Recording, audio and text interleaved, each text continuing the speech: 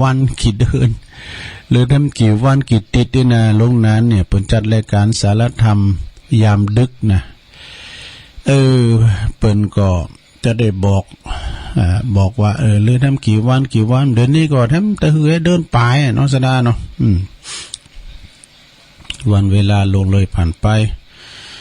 รายการนี้เป็นรายการแหลกเนื้อศรัทธาตีมามาจากกันแบบตัวปิ้นบัจเจเทปนี่ปิ้นนั่นตัวปิ้นก็คือว่ารายการสดบอกเวลาหับโทรศัพท์ได้นะก่อนที่จะมาเอ่ยกับสถานีวิทยุที่มันมีโสตประสาทหูบุญหูหมู่เฮาต่างหลายตัวลงก็จะนำไหวพระเกินไหวพระแล้วก็สวดมนต์ไปเพื่อความเป็นสิริเป็นมังกรเป็นมงคลกับตนกับตัวกับครอบกับโคกับลูกหลานตันเต่าไปดังใดไปกะไปคายไล่ลองขึ้นตองลองตางไปกับรถลายโยดยานพาหนะก็ขอให้เดินทางเกี่ยวขาดปลอดภัยไปดีมาดีโดยสวัสดิภาพเอาลงบางลงโอนเขาแม่บุญพินเขาตึงหลงตึงหลายไผตื่นก็ดีบ่ตื่นก็ดีมันต้องลุกมาเตอเนาะมันเจ้าอยู่ลงให้ไปเฝ้าลุกมาเตอ ตุลุงจะเป็นเก้าเป็นโหนำสวดมนต์กันไปไหวพระก่อนอะระหังสัมมาสัมพุทโธภะคะวาพุทธังภะคะวันตังอภิวาเทมิสวากขาโตภะคะวะตาธัมโมธัมมังนามัสสามิสุปฏิปันโนภะคะวะโตสาวกสังโฆสังฆังนะมามินะโมตัสสะภะคะวะโตอะระหะโตสัมมาสัมพุทธัสสะนะโมตัสสะภะคะวะโตอะระหะโตสัมมาสัมพุทธัสสะนะโมตัสสะภะคะวะโตอะระหะโตสัมมาสัมพุทธัสสะอิติปิโสภะคะวะอะระหังสัมมาสัมพุทโธวิชาจารณะสัมปันโนสุกะโตโลกะวิโตอนุตตโลปุริสตัมมัสสาลทิสัทธาเทวมนุสสานังพุทโธภะคะวะติสวากขาโตภะคะวะตาธัมโมสันติทิโกอากาลิโกเอหิปัสสิโกโอปันนะยิโกปัจจตังเวทิตาโปวินโยหิติสุปฏิปันโนภะคะวะโตสาวกสังโฆ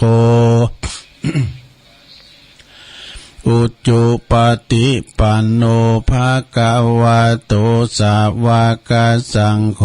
ยายะปฏิปันโนภะคะวะโตสาวกสังโฆสามิจิปฏิปันโน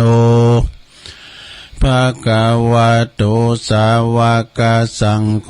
ญาติตังจัตตาลิปุริสายุคาเนอัฏฐปุริสาปุคาลาเอสะภะคะวะโตสาวกสังโฆ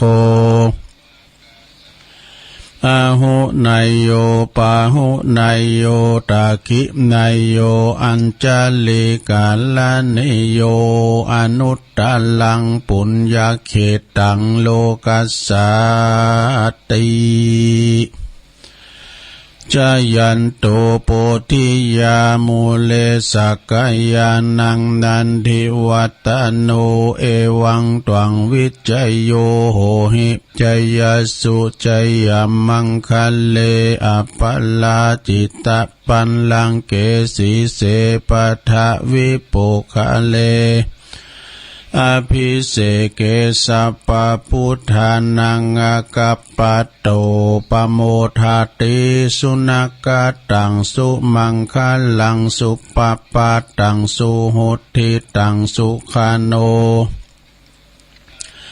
จะสุยิทังพระมัจจาลิสุปทักขินังกายกัมมังวาจากัมมังปทักขินังปทักขินังมโนกัมมังปณิทิเตปทักขินาปทักขินานิกัตวานะลาพันตัตเถปทักขิเนสปิติโยวิวัจจันตุสัพพะโลโกวินาสตุมาเตภวัตวันตลายโยสุขิติกายุโกภวะอภิวาทานาสิริสนิจังวุตตาปัจจายโนจัตตารโอธรรมาวาทันติอายุวันโนสุขังปะลัง เอาแล้วบ่ศรัทธาญาติโยมทั้งหลายตุลุงก็ได้เป็นเก้าปีนโหสวดมนต์ไปปีนตีเรียบร้อยก็ขอคุณปฏิตไลรัตนะผ่านแผ่วพระแก้วเจ้าทั้งสามประการเนาะจุงดลบันดาลมาปกป้องคุ้มครองรักษายังครูบาอาจารย์พระมหาเถรานุเถระพระสงฆ์องค์สามเณรเจ้าได้อยู่กับวัดกับวามีสลีติคาเนออายุมันยืนยาวอยู่กำจูปูจาวลพุทธศาสนาไปหึงเมื่อนานมีความเผยแผ่สัจธรรมคำสอนขององค์พระสัมมาสัมพุทธเจ้านำเอาธรรมะสู่กับปออกศรัทธาแล้วก็เป็นเนื้อนาบุญได้ศรัทธาสักการะปูจากับไหวยึดเหนี่ยวจิตใจปออกไม่ออกศรัทธากันเนาะก็คุมลุ่มลามีความสมัครสมานสามัคคีเป็นน้ำหนึ่งใจเดียวกันบวรวัดบ้านหงเฮน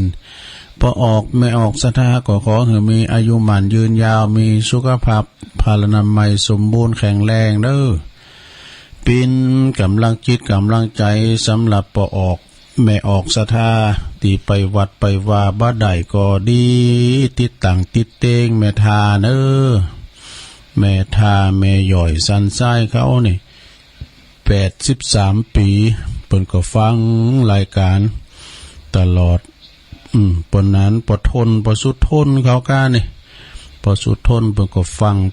งกันนะเอานำทำคำสอนอวิทยุปิ้นกูปิ้นกิมไปศรัทธาญาติโยมทั้งหลายได้ฟังก็โมนอกโมนใจเมื่อค่ำยามคืนเมื่อเจ้าเมื่อแรงมันจึงมีตลอดสำหรับธรรมะเนาะสถานนี้อื่นเพิ่นก็มีครูบาอาจารย์เพิ่นก็มามาจ้าเรื่องนำธรรมคำสอนสัจธรรมคำสอนของพระพุทธเจ้านี่มีนักนาป้าป่านศรัทธาเปิ้นว่ามีถึง 84,000 พระธรรมขันธ์ถ้าเฮาแบ่งเป็นกองก็ 84,000 กองเนาะเริ่มเดี๋ยวนี้เฮาได้กี่กอง เปิดดังสถานีวิทยุขอบคุณสถานีวิทยุเปิดการศึกษาพระพุทธศาสนาและวัฒนธรรม FM 104.50 เมกะเฮิรตซ์วัดไฟหินอำเภอเมืองจังหวัดเชียงใหม่โดยเมตตาบารมีธรรมอาจารย์ท่านพระครูสมุวิสุวัฒน์วรกิจโจขอบคุณท่านพระอาจารย์ได้ต่อสัญญาณลิงก์ไปละนะสู่หูศรัทธาได้ฟังกันวิทยุของคณะสงฆ์อำเภอฝางโดยเมตตาบารมีธรรมหลวงปู่พระครูสุจิตานุรักษ์เจ้าคณะอำเภอฝาง FM 100.25 เมกะเฮิรตซ์เนอ ตั้งอยู่ณที่วัดพระบาทอุดมนำบ่อสาวาสำนักวิปัสสนาตปีเจริญโชติธรรมโมวัดสันโค้งลิงสัญญาณไปปินตีเรียบร้อยฟังการครอบคลุมหมด3อำเภอฟางไม่อายชัยปราการสถานีแดนดินถิ่นล้านนาอันนี้ตั้งอยู่ที่บ้านโฮงโงตำบลนำบ่อโลงอำเภอสันป่าตองเด้อโดยคุณรุจิสมบัติเงาคำ103.50 เปิดหับตั้งแต่ตี3ปิ้นตุนไปถึง7 โมงแล้วก็มนต์เสียงธรรมจากแม่แจ่ม106.25โดยเมตตาบารมีธรรมหลวงปู่พระครูมงคลวิสิทธิ์เจ้าคณะอำเภอแม่แจ่มเจ้าอาวาสวัดบุภารามตำบลช่างเคิงอำเภอแม่แจ่มโดยเฉพาะวันนี้เน้อพี่น้องแม่แจ่มเฮานะ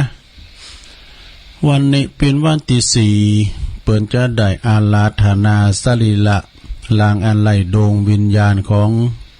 ตุปีอุดรเน้อใบดิกาอุดรขึ้นนอนพระศาสตร์เมนใหม่ที่เปิ้นได้ตั้งไว้แล้วเปิ้นได้นอนพระศาสตร์เมนใหม่ตั้งวันนี้เป็นตุนไปจนถึงคืนสุดท้ายวันที่7วันที่8เปิ้นก็จะประชุมเพลิงศพเนาะแต่แล้วคืนวันที่6นั้นก็ท่านพระอาจารย์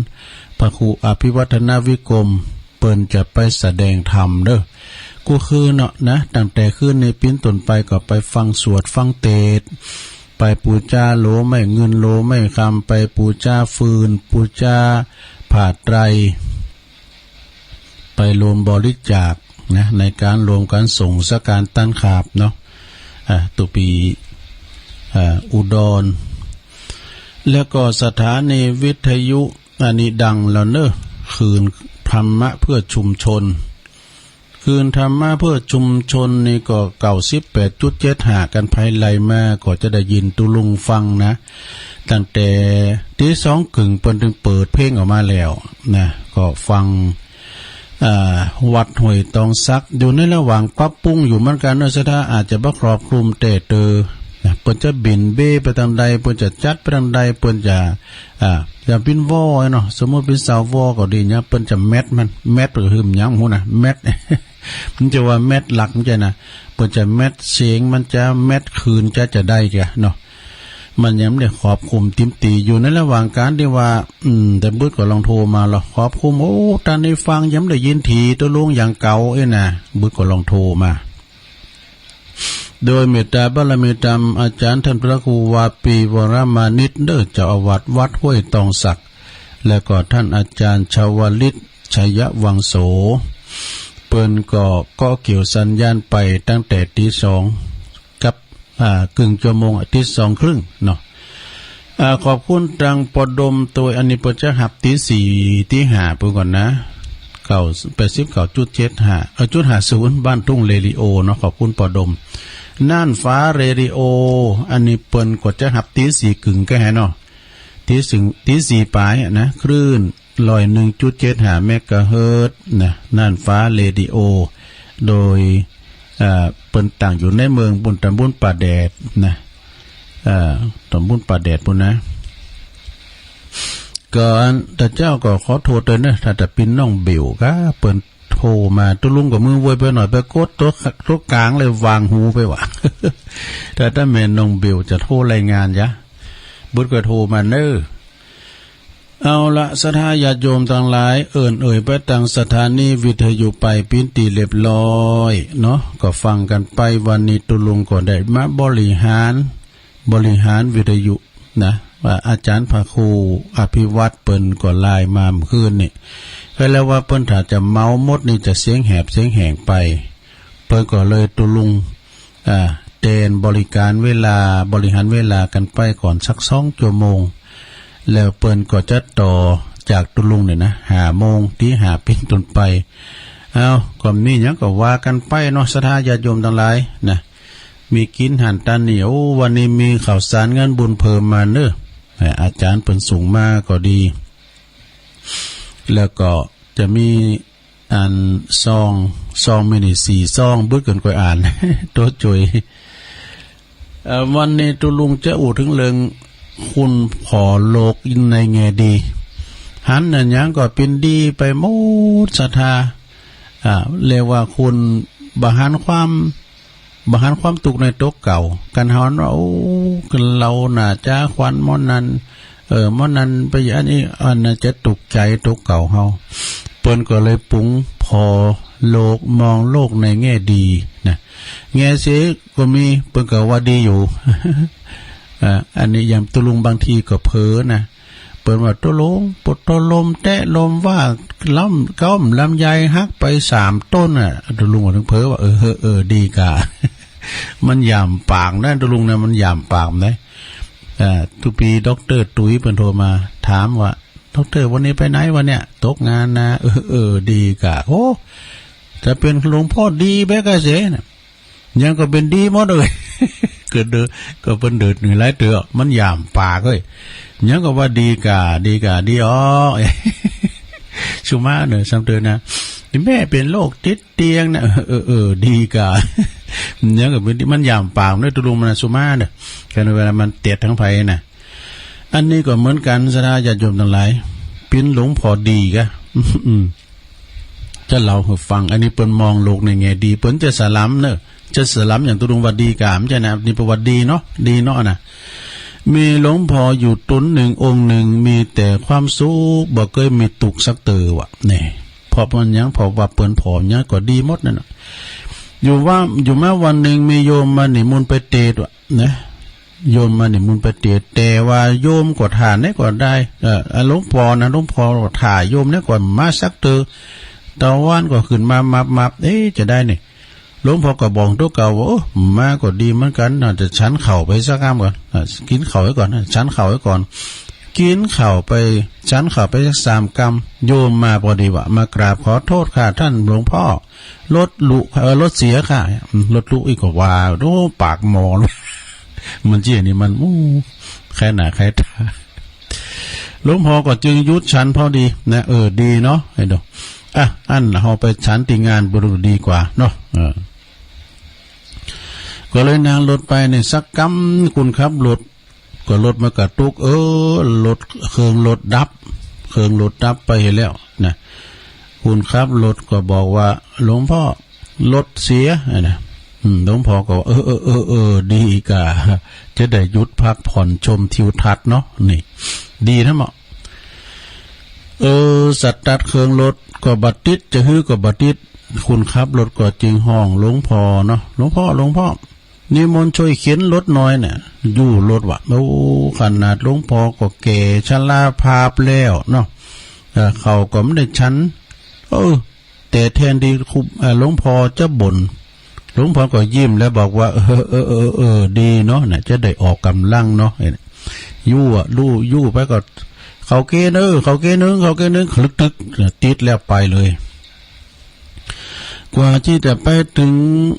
ตีงานเนาะเลยเตงไปเห็นแล้วหลวงพ่อก็เลยไม่ได้ฉันเข่าสักกำนะปีนอันว่าหลวงพ่ออดเข่าไป2 มื้อด้วยกันตึงคาบเจ้าคาเพนวะนะขึ้นไปเทศเลยนี่ขึ้นไปเทศเลยดีกว่าเปิ้นเนี่ยมึงขึ้นเต้นธรรมดาหลวงพ่อก็บอกว่าดีเนาะมาถึงก็ได้ทำงานเลยดีกะนี่จบเทศจบแล้วคนประกอบชงกาแฟเนาะชงกาแฟก็เผลอไปตักเอาเกลือปุ่นมันคล้ายๆกับน้ำตาลเกลือปุ่นนี่ก็มันเอาไว้อย่างหิมกันฮะเนาะเอามาใส่แต้นน้ำตาลหลวงพ่อจิบแล้วปุรู้มันจางมันจิ้มกันเนาะหลวงพ่อจิบไปเลยบอกว่าดีเนาะยังว่าดีอยู่นะตามธรรมเนียมเนี่ยนะศรัทธาผู้ติดตามศรัทธาก็ดีขโยมก็ดีติดตามเกจิอาจารย์เนี่ยเนาะขนาดขี้เมงอย่างนี้บรรณควางเฮยยังได้เนี่ยตัวนี้เก็บมาหมดแหละเอามาเป็นของดีอะเนาะเวลาหลวงปู่ฉันยังแล้วลูกศิษย์ก็จะมากินเต้นแถมไม่ว่าดูเปิดถือว่าเป็นมงคลกินขีดสาของครูบาเนี่ยเปิดว่าเป็นมงคลว่ะ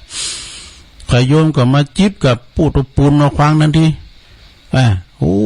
ทำไมมันเค็มอย่างอี้มันมาจิ้มน้ำเนื้อนะ เค็มหลวงพ่อฉันได้อย่างได้น่ะหลวงพ่อจิ้มอย่างนี้ฉันได้อย่างได้ดีกะมันกินกาแฟมาหวานมามึนแล้ววันนี้กินจิ้มเลยก้ามหนึ่งอีวะยังว่าอีวะแล้วเพราะว่ามันยังเกิดขึ้นแย่ก็ได้แย่แค่ไหนก็ตามหลวงพ่อก็จะมองแต่แง่ดีทางนั้นนะที่มันบ่ดีก็ตามเนี่ยก็ตาม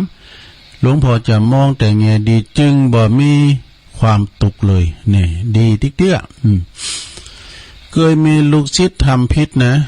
ถูกจับขังติดขอกติดตารางหลวงพ่อก็เลยว่าดีเหมือนกันนะมันจะได้ไปศึกษาในขอกผมจะเอาขังหมา ขังเอาขังคุณนี่เนาะวันหนึ่งเนี่ยมีโจรปุดตัวโจรนี่มันจี่มันป่นโลกมีโจรขึ้นบุกขึ้นบนกุฏิของหลวงพ่อแล้วก็ประกาศว่าอย่าขัดขืนนะหลวงพ่อนี่คือการปล้นไอ้วะเนี่ยหลวงพ่อก็ยังตอบกลับอะไรยิ้มบอกว่าดีกาดีเนาะไอ้วะโจรก็เลยถามว่าถูกปล้นยังว่าดีอยู่กะหลวงพ่อถูกปล้นเนี่ยยังว่าดีอยู่กะหลวงพ่อก็ตอบว่าทำไมค่ะเพราะว่าทำไมจะบ่ดีล่ะก็ข้าเนี่ยทนทุกข์ทรมานเฝ้าไอ้สมบัติบ่าหมู่นี่นะดอกมาตั้งนมตั้งนานแล้วเองเอาไปเฮพองหือมดก็ดีมากขาจะได้บ่ปิ้นโหงบ่ได้เฝ้าต่อไปอีกอีว่าโจรก็ตอบกลับไปว่าบัดใจป่นอย่างเดียวนะหลวงปู่อาจจะได้ขาปิดปากหลวงปู่ด้วยนะอาจจะได้ขาปิดปากหลวงปู่ด้วยนะหลวงปู่จำหนักอันผมใดนะหลวงปู่ก็ตอบไปว่าดีกันเนาะไอ้ดอกโจรก็แปลกใจถูกฆ่าก็ยังว่าดีอยู่กะหลวงพ่อถูกฆ่าก็ยังว่าดีอยู่กะหลวงพ่อก็ตอบไปว่าฆ่ามันชราภาพมันแก่แล้วตายก็ดีมันจะได้ป่นตุกบ่เฮ้ยเมือง มันจะได้ป่นตุกป่นยากับสังขารเนี่ยไอ้นะโจรก็เลยบอกว่าถ้าอย่างนั้นพระขาหลวงพ่อละหลวงพ่อยังตอบกลับไปว่ามึงขาก็ดีเนาะโจรก็ยังแปลกใจก็ได้เป็นหลวงพ่อดีเยอะกะถูกฆ่าก็ดีถูกฆ่าก็ดีเนี่ยหมายความว่าจะได้หลวงพ่อก็ตอบกลับไปว่าถ้ามึงฆ่ากูแล้วนะเมืองมึงก็จะต้องเป็นบาปไปเองก็จะต้องเป็นบาปชดใช้เวรกรรมทั้งชาตินี้และชาติหน้าตำรวจก็จะต้องมาจับมึงไปติดขอกติดตารางมาอ่านก็มึงจะต้องถูกฆ่าตายแล้วยังได้ไปตกหมอนโหกำนั่นบ่เฮ้ยนี่นะหลวงพ่อก็ตีไว้กะโจรก็เลยเปลี่ยนใจนี่ตนเปลี่ยนใจจะคือถ้าอย่างนั้นฉันไม่ปล้นหลวงพ่อก็ได้ว่ะหลวงพ่อก็ตอบว่าดีเหมือนกันแหละบ่ปล้นก็ดีเหมือนกันเนาะโจรก็เลยสำนึกบาปมอบตัวให้กับตำรวจแต่ติดขอกติดตารางไปโชงหนึ่งตัวป้นโตดมาแล้วก็มาบดอยู่ด้วยหลวงพ่อว่ะดูสำนึกหลวงพ่อเป็นดีเต้ๆนะก็เลยมาโบสถ์เป็นลูกศิษย์ของหลวงพ่อคุณจึงหือชมญานามชายาตันว่าหลวงพ่อดีเนาะวะ มาจนทุกวันนี้หลวงพ่อดีเนาะนี่เป็นมีตัวตนเริ่มก่อนเดี๋ยวนี้มีแล้วนะก่อนนี้เป็นมีตัวตนอันนี้เป็นเรื่องจริงนะสิท่าหลวงพ่อดีเนาะอันนี้เป็นบอกว่าเป็นผู้ที่มองหันข้อดีของทุกสิ่งทุกอย่างที่เกิดขึ้นกับตันเป็นหันเป็นของเป็นเรื่องดีหมดอ่ะวะหันอันยังที่มันคัดก้ามนะกันนะเป็นว่าดีกะมองคนอื่นในแง่ดีเสมอ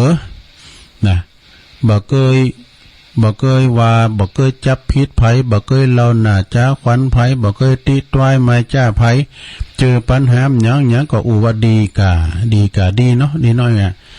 ท่านได้รับพระราชทานสมณศักดิ์เป็นพระเทพวิสุทธาจารย์นี่เปิ้นพิจารคุณกันนะสดาแล้วเปิ้นแปลว่าสาธุอุทานธรรมวาทีซึ่งแปลว่า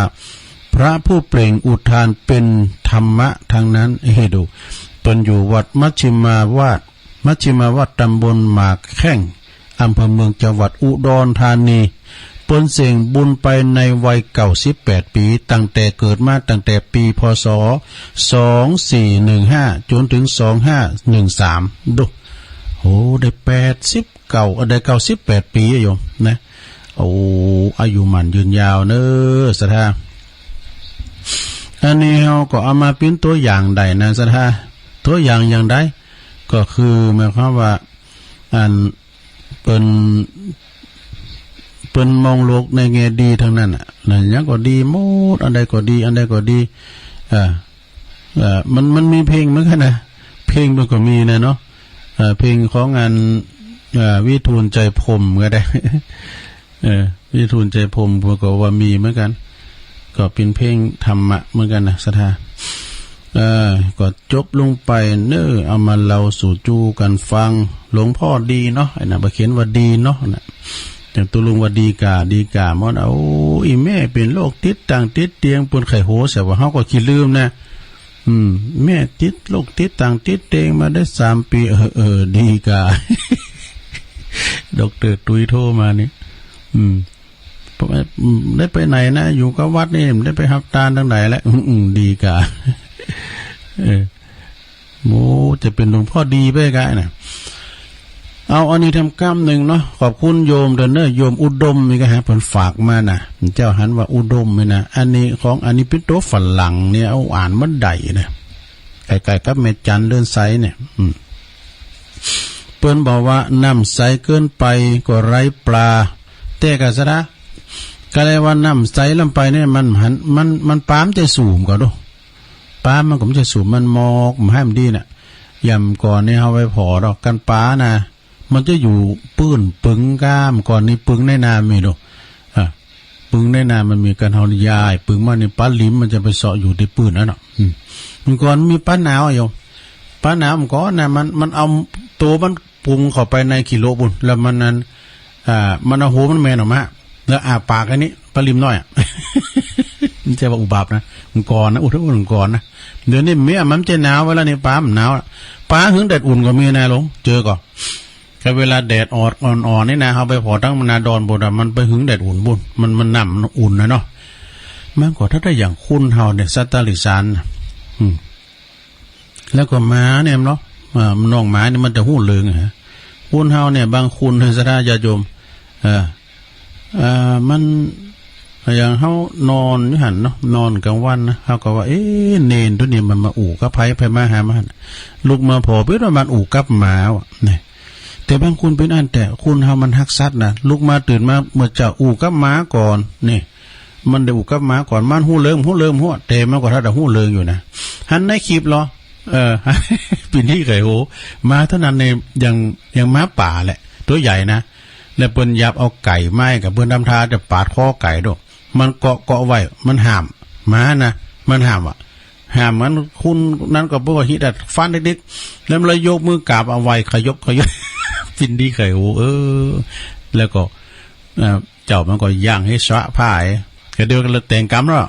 มันก็มาเกาะมือน่ะไปเย็นเลยกับประมาณนั้นน่ะแล้วมันก็ไหวขอร้องเด้อจ๊ะเนาะน้ำใสเกินไปก็บ่หันก็ไล่ปลาพอปลาน้ำใสอย่างตาแมวก่อนนะน้ำใสอย่างตาแมวเนาะมันไม่ปลาอ่ะนี่ก่อนนะเนาะแล้วก็เป็นวันน้ำใสเกินไปก็ไล่ปลา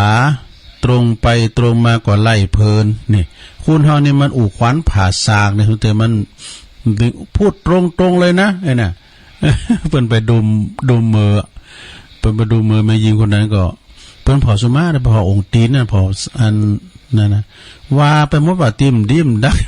คุณนี่ไปแย่งเอาผัวเขามานี่โตแม่ยิงคนนั้นสุมาอาตินไปหันมองได้พิธีไข่โหได้มันว่าเมื่อเกินในเต็มนี่เอาว่าสิ่งติ่มดีมันอันดีนะมันมีแล้วมันว่าอันติ่มดีทั้งหมดแม่ยิงคนนั้นตินตังสุมาฟ้าแจ้งเกินไปก็ไร้เดือนนี่ฟ้าแจ้งเกินไปก็ไร้เดือนซับซ้อนซ่อนเงื่อนก็ไร้ใจนี่มีพร้อมเกินไปก็ไม่มีพร้อมเกินไปก็ไม่ดี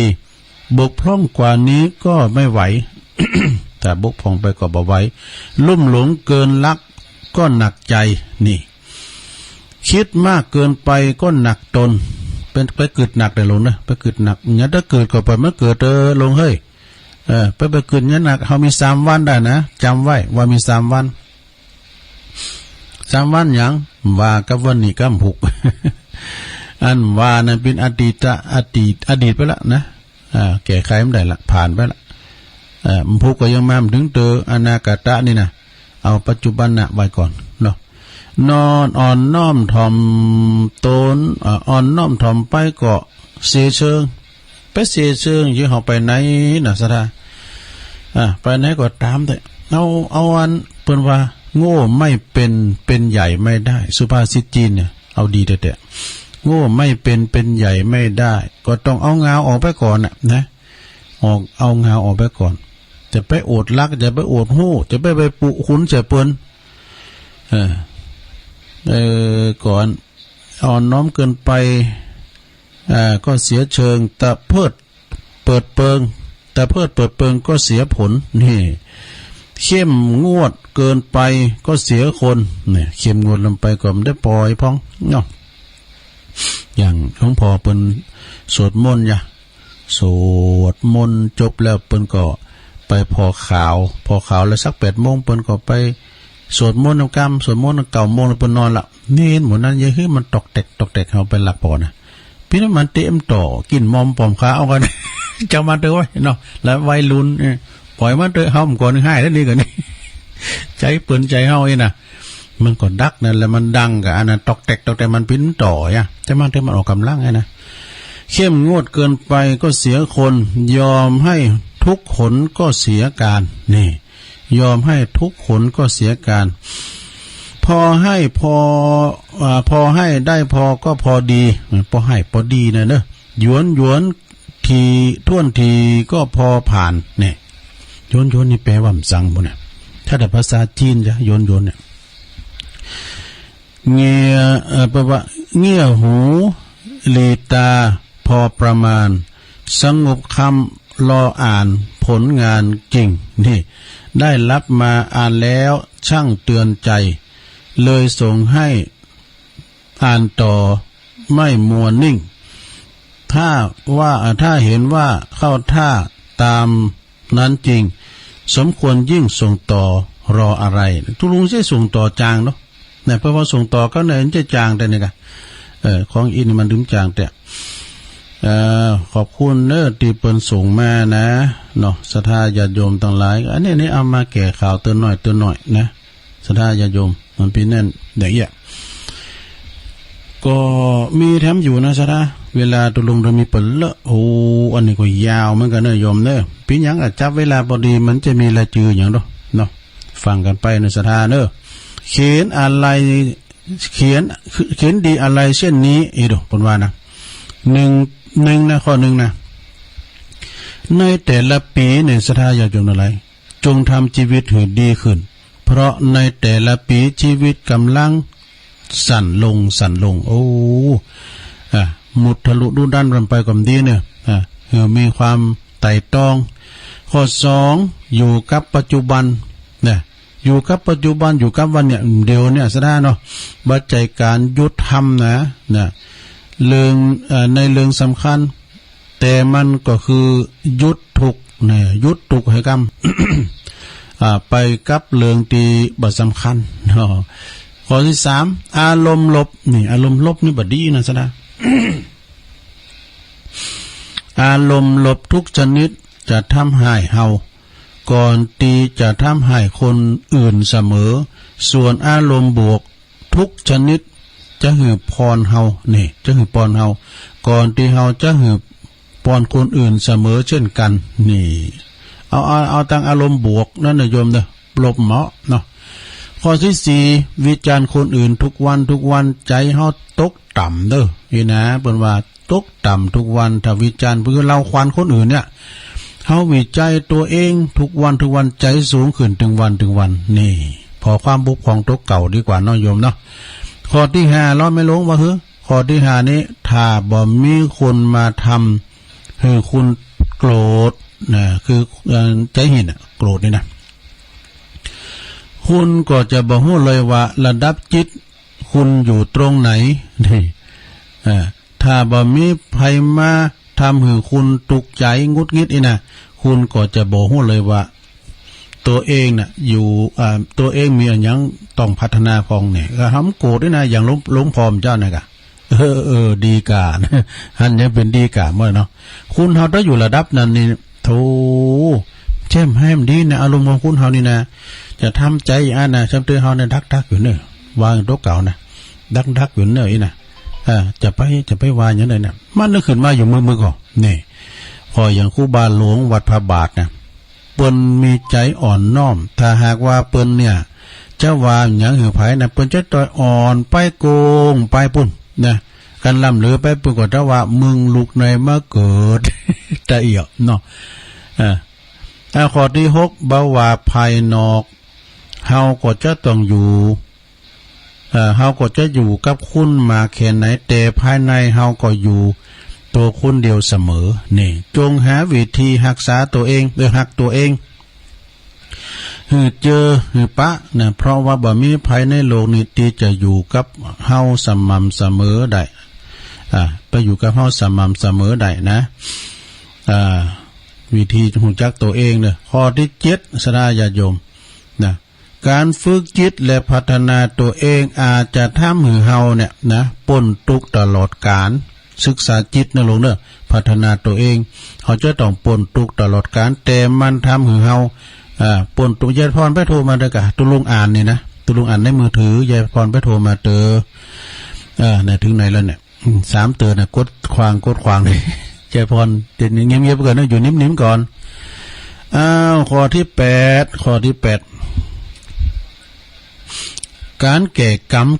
เนี่ยมันจะได้นะซะนะกรรมไผกรรมมันถ้าว่าเฮาไปพอเปิ้นคุณนอนดิ่นกล้ามนะก็ไอ้นะบินโลกกรรมโลกเวรเพราะว่ามันกรรมไผกรรมมันแก่กรรมบ่ได้เนาะแก้กรรมไม่ได้ข้อที่9ความดีเล็กๆที่ทำนานๆทำไปนานๆสุดท้ายอาจสร้างปาฏิหาริย์ให้ชีวิตได้นี่ความดีนะทำไปได้ซะนะความดีไม่มีขายถ้าใครอยากได้ต้องทำเองนี่ต้องทำเองข้อที่10ไปเนี่ยเปิ้นเขียนว่าไปได้เร็วแค่ไหนก็ถึงเร็วแค่นั้นปล่อยได้เร็วแค่ไหนก็สุกเร็วเหมือนอันโอ้ปล่อยวางในโลกเด้อปล่อยวางข้อที่11จำไว้ว่าความทุกข์นี่เฮามีความทุกข์เหมือนกันหมดคุณทุกข์ก็ทุกข์คุณรวยก็ทุกข์นะทุกข์คุณแบบเด้อซะท่าอย่างเฮาไปธนาคารน่ะโอ้เปิ้นเนี่ยมาของเลยเด้เปิ้นเต็กอันนั้นน่ะเนี่ยเต็กเงินคอมอ่ะมันพอแล้วมันพอเปลี่ยนได้แล้วนะหลวงเพิ่นพอจอมันตกตักว่าโอ้เข้าทาดิโลเนี่ยเนาะ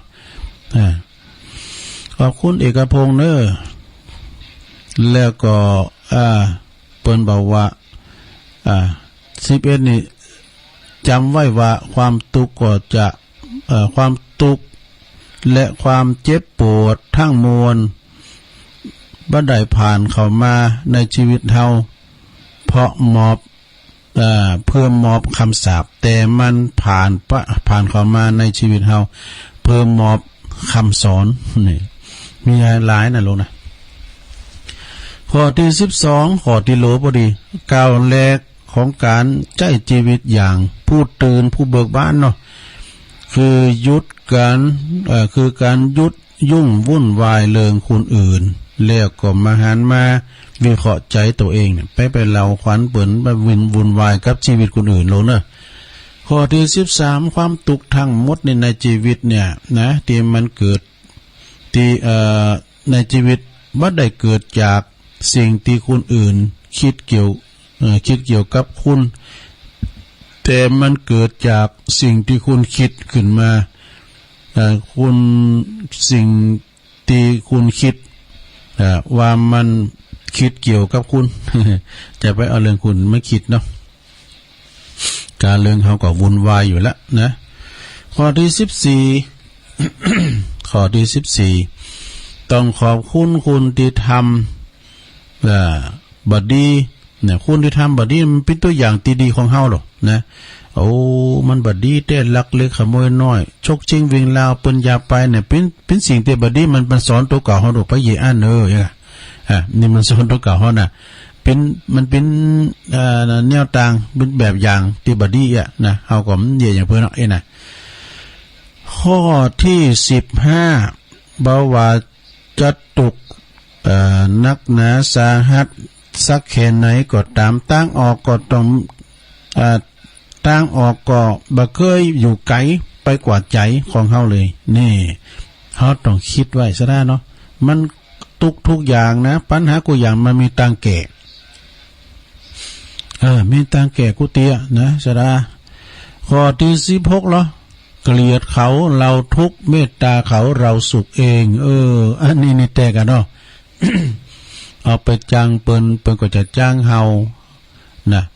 เกลียดเขาเราทุกข์เฮาไปจ้างเปิ้นเฮาก็ทุกอกทุกใจไปวัดไปว่าอันมากันกี่คนมา3คนไอ้5นั่น ตะลุงดองว่าถ้าจ้างเปิ้นยังถามมันเปิ้นอยู่เนาะเกลียดเขาเราทุกข์นะเมตตาเขาเราสุขเองนะข้อที่17คนเฮาฝึกเดินจนเก่งได้ชันใดก็สามารถฝึกใจจนเป็นสุขได้ชันนั้นนี่ฝึกใจเฮาเนี่ยนะอาจารย์ท่านพระอาจารย์วรรณชัยชยานันโทเปิ้นว่าพอลุ่มหายใจเฮานี่ พอลุ่มหายใจเข้าออกเฮานี่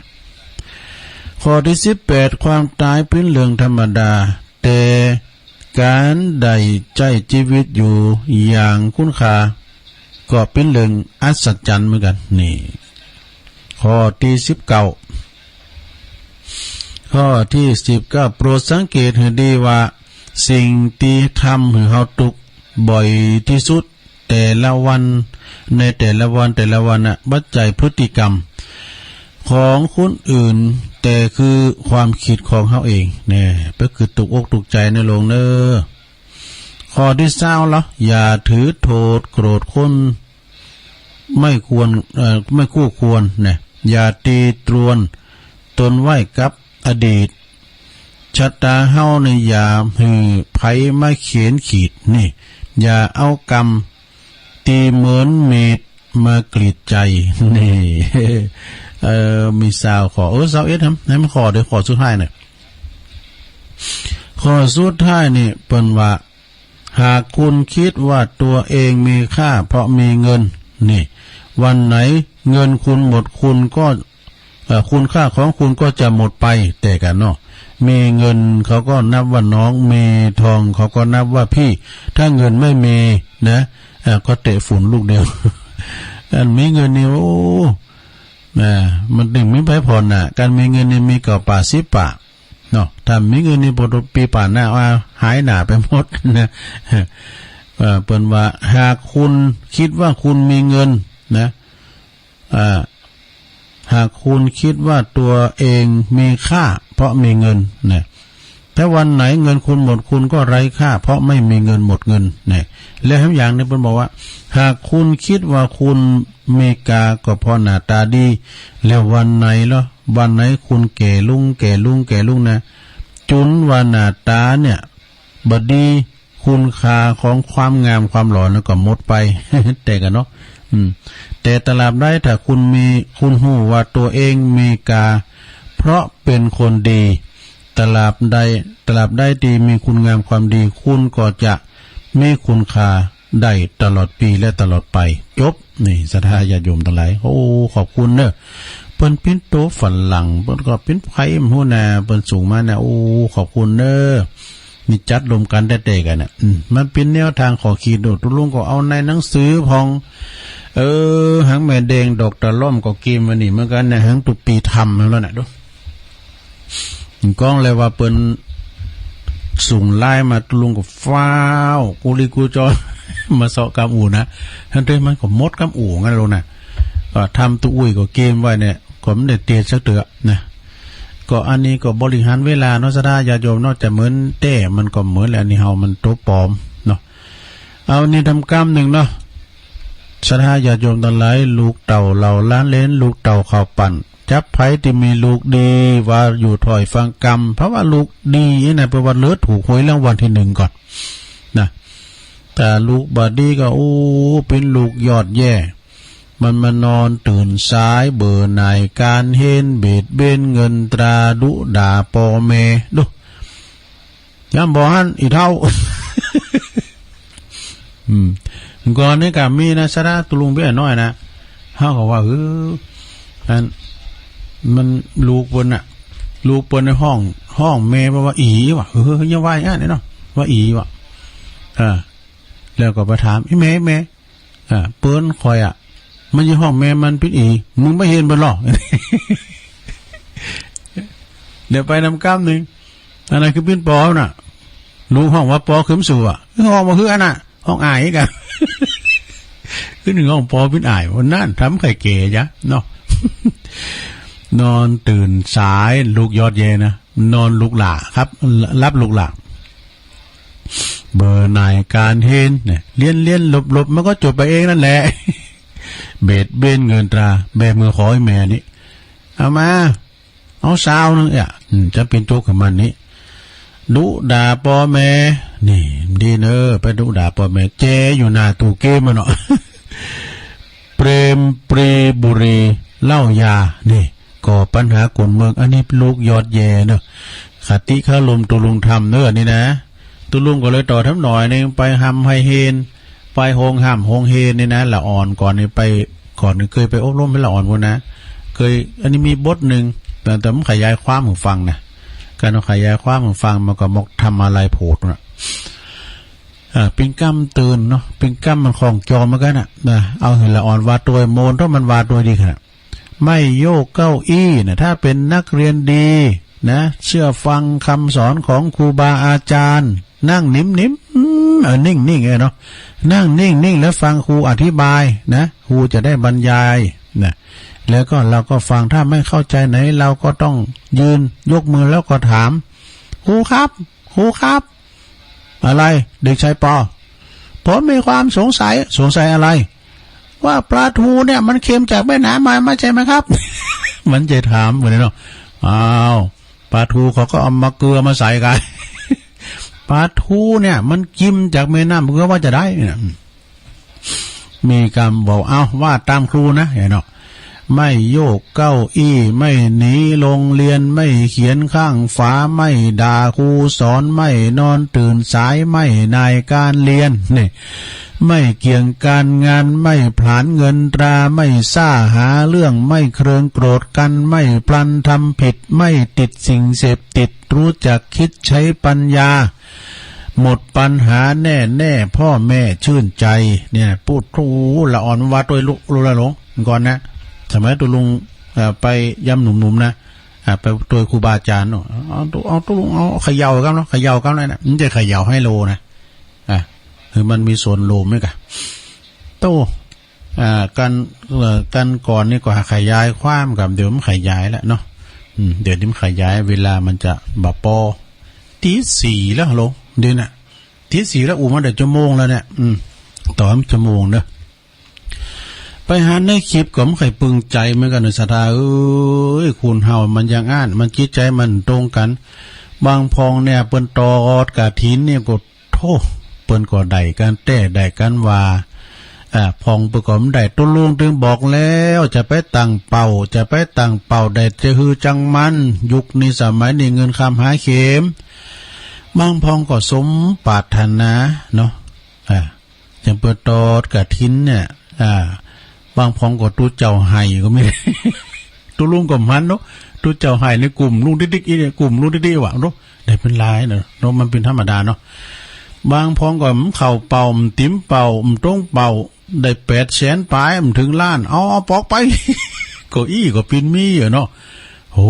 คนนักกำแล้วก็ถึง800,000ปลายกันนี่เนาะนักล้านได้ว่ากำเดียวเนาะ1 ล้านบาทเนาะอันนี้820,000เนี่ยปุโตมันได้ว่าอะไรกรรมอย่าไม่เข้าเป้าไม่ตรงเป้าตูเจ้าให้เอาคืนไปอันอู่ซื้อนะซะนะอู่ซื้อนะนี่อู่ก็ได้กับหมู่เฮา2-2เนี่ยเนาะไปบู่ไหนเด้อดีไอเพิ่นวัดพระธาตุด้วยน้อยนะปีแล้วเนี่ย ปีแล้วนี่ตังพลตรีดำรงคงเดชนะผู้อำนวยการสำนักงานพัฒนาภาค3หน่วยบัญชาการทหารพัฒนาเนี่ยกลปเลยนะเปิ้นมาต่อได้ล้านปลายกันนะปีแล้วนะเอาเขาวิหารหมดละปีนี้ก็กะเป็นปุ่นเหมือนกันกะได้400,000หลวงพ่อว่าจะมาเถอะตุลุงกลุ่มนี้ไป กลุ่มกันหนีได้นะกลุ่มกันหนีนะเนี่ยตุลุงว่าแต่ไปต่างเป่า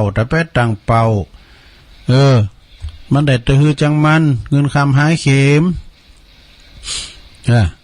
มันลดแสนนี่ก็ดีแล้วนะสถานเนาะกฐินนี่นะมันยุคบัดเดี๋ยวนี้แล้วก็มีนักเด้อสดามีให้กูวัดนะโอ้กฐินเป็นนี่แผ่สะพัดพระเงินสะพัดเป็น100 ล้านก้าเนาะ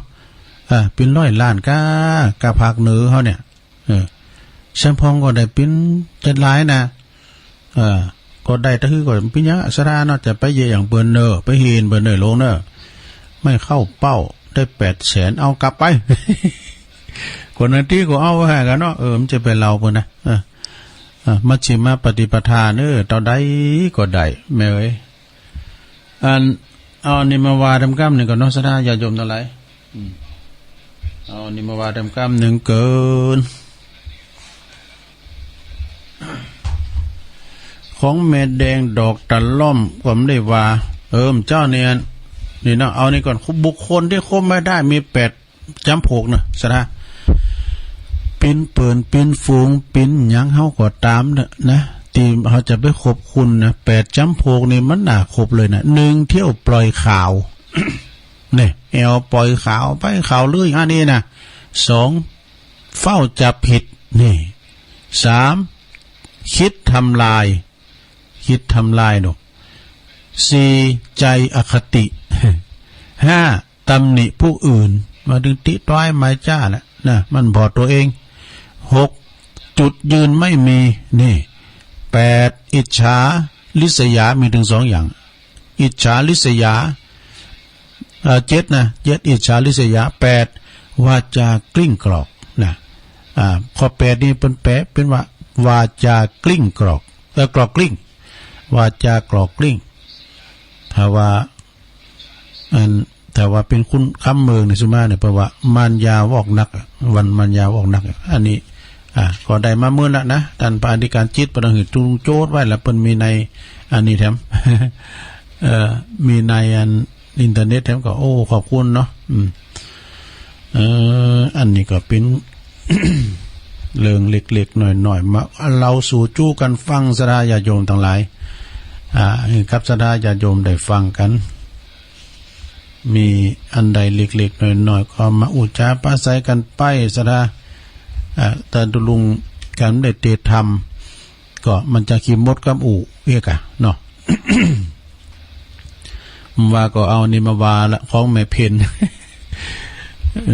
วัดอันนี้ก็ทำบุญเก่าวัดใหญ่ๆนะ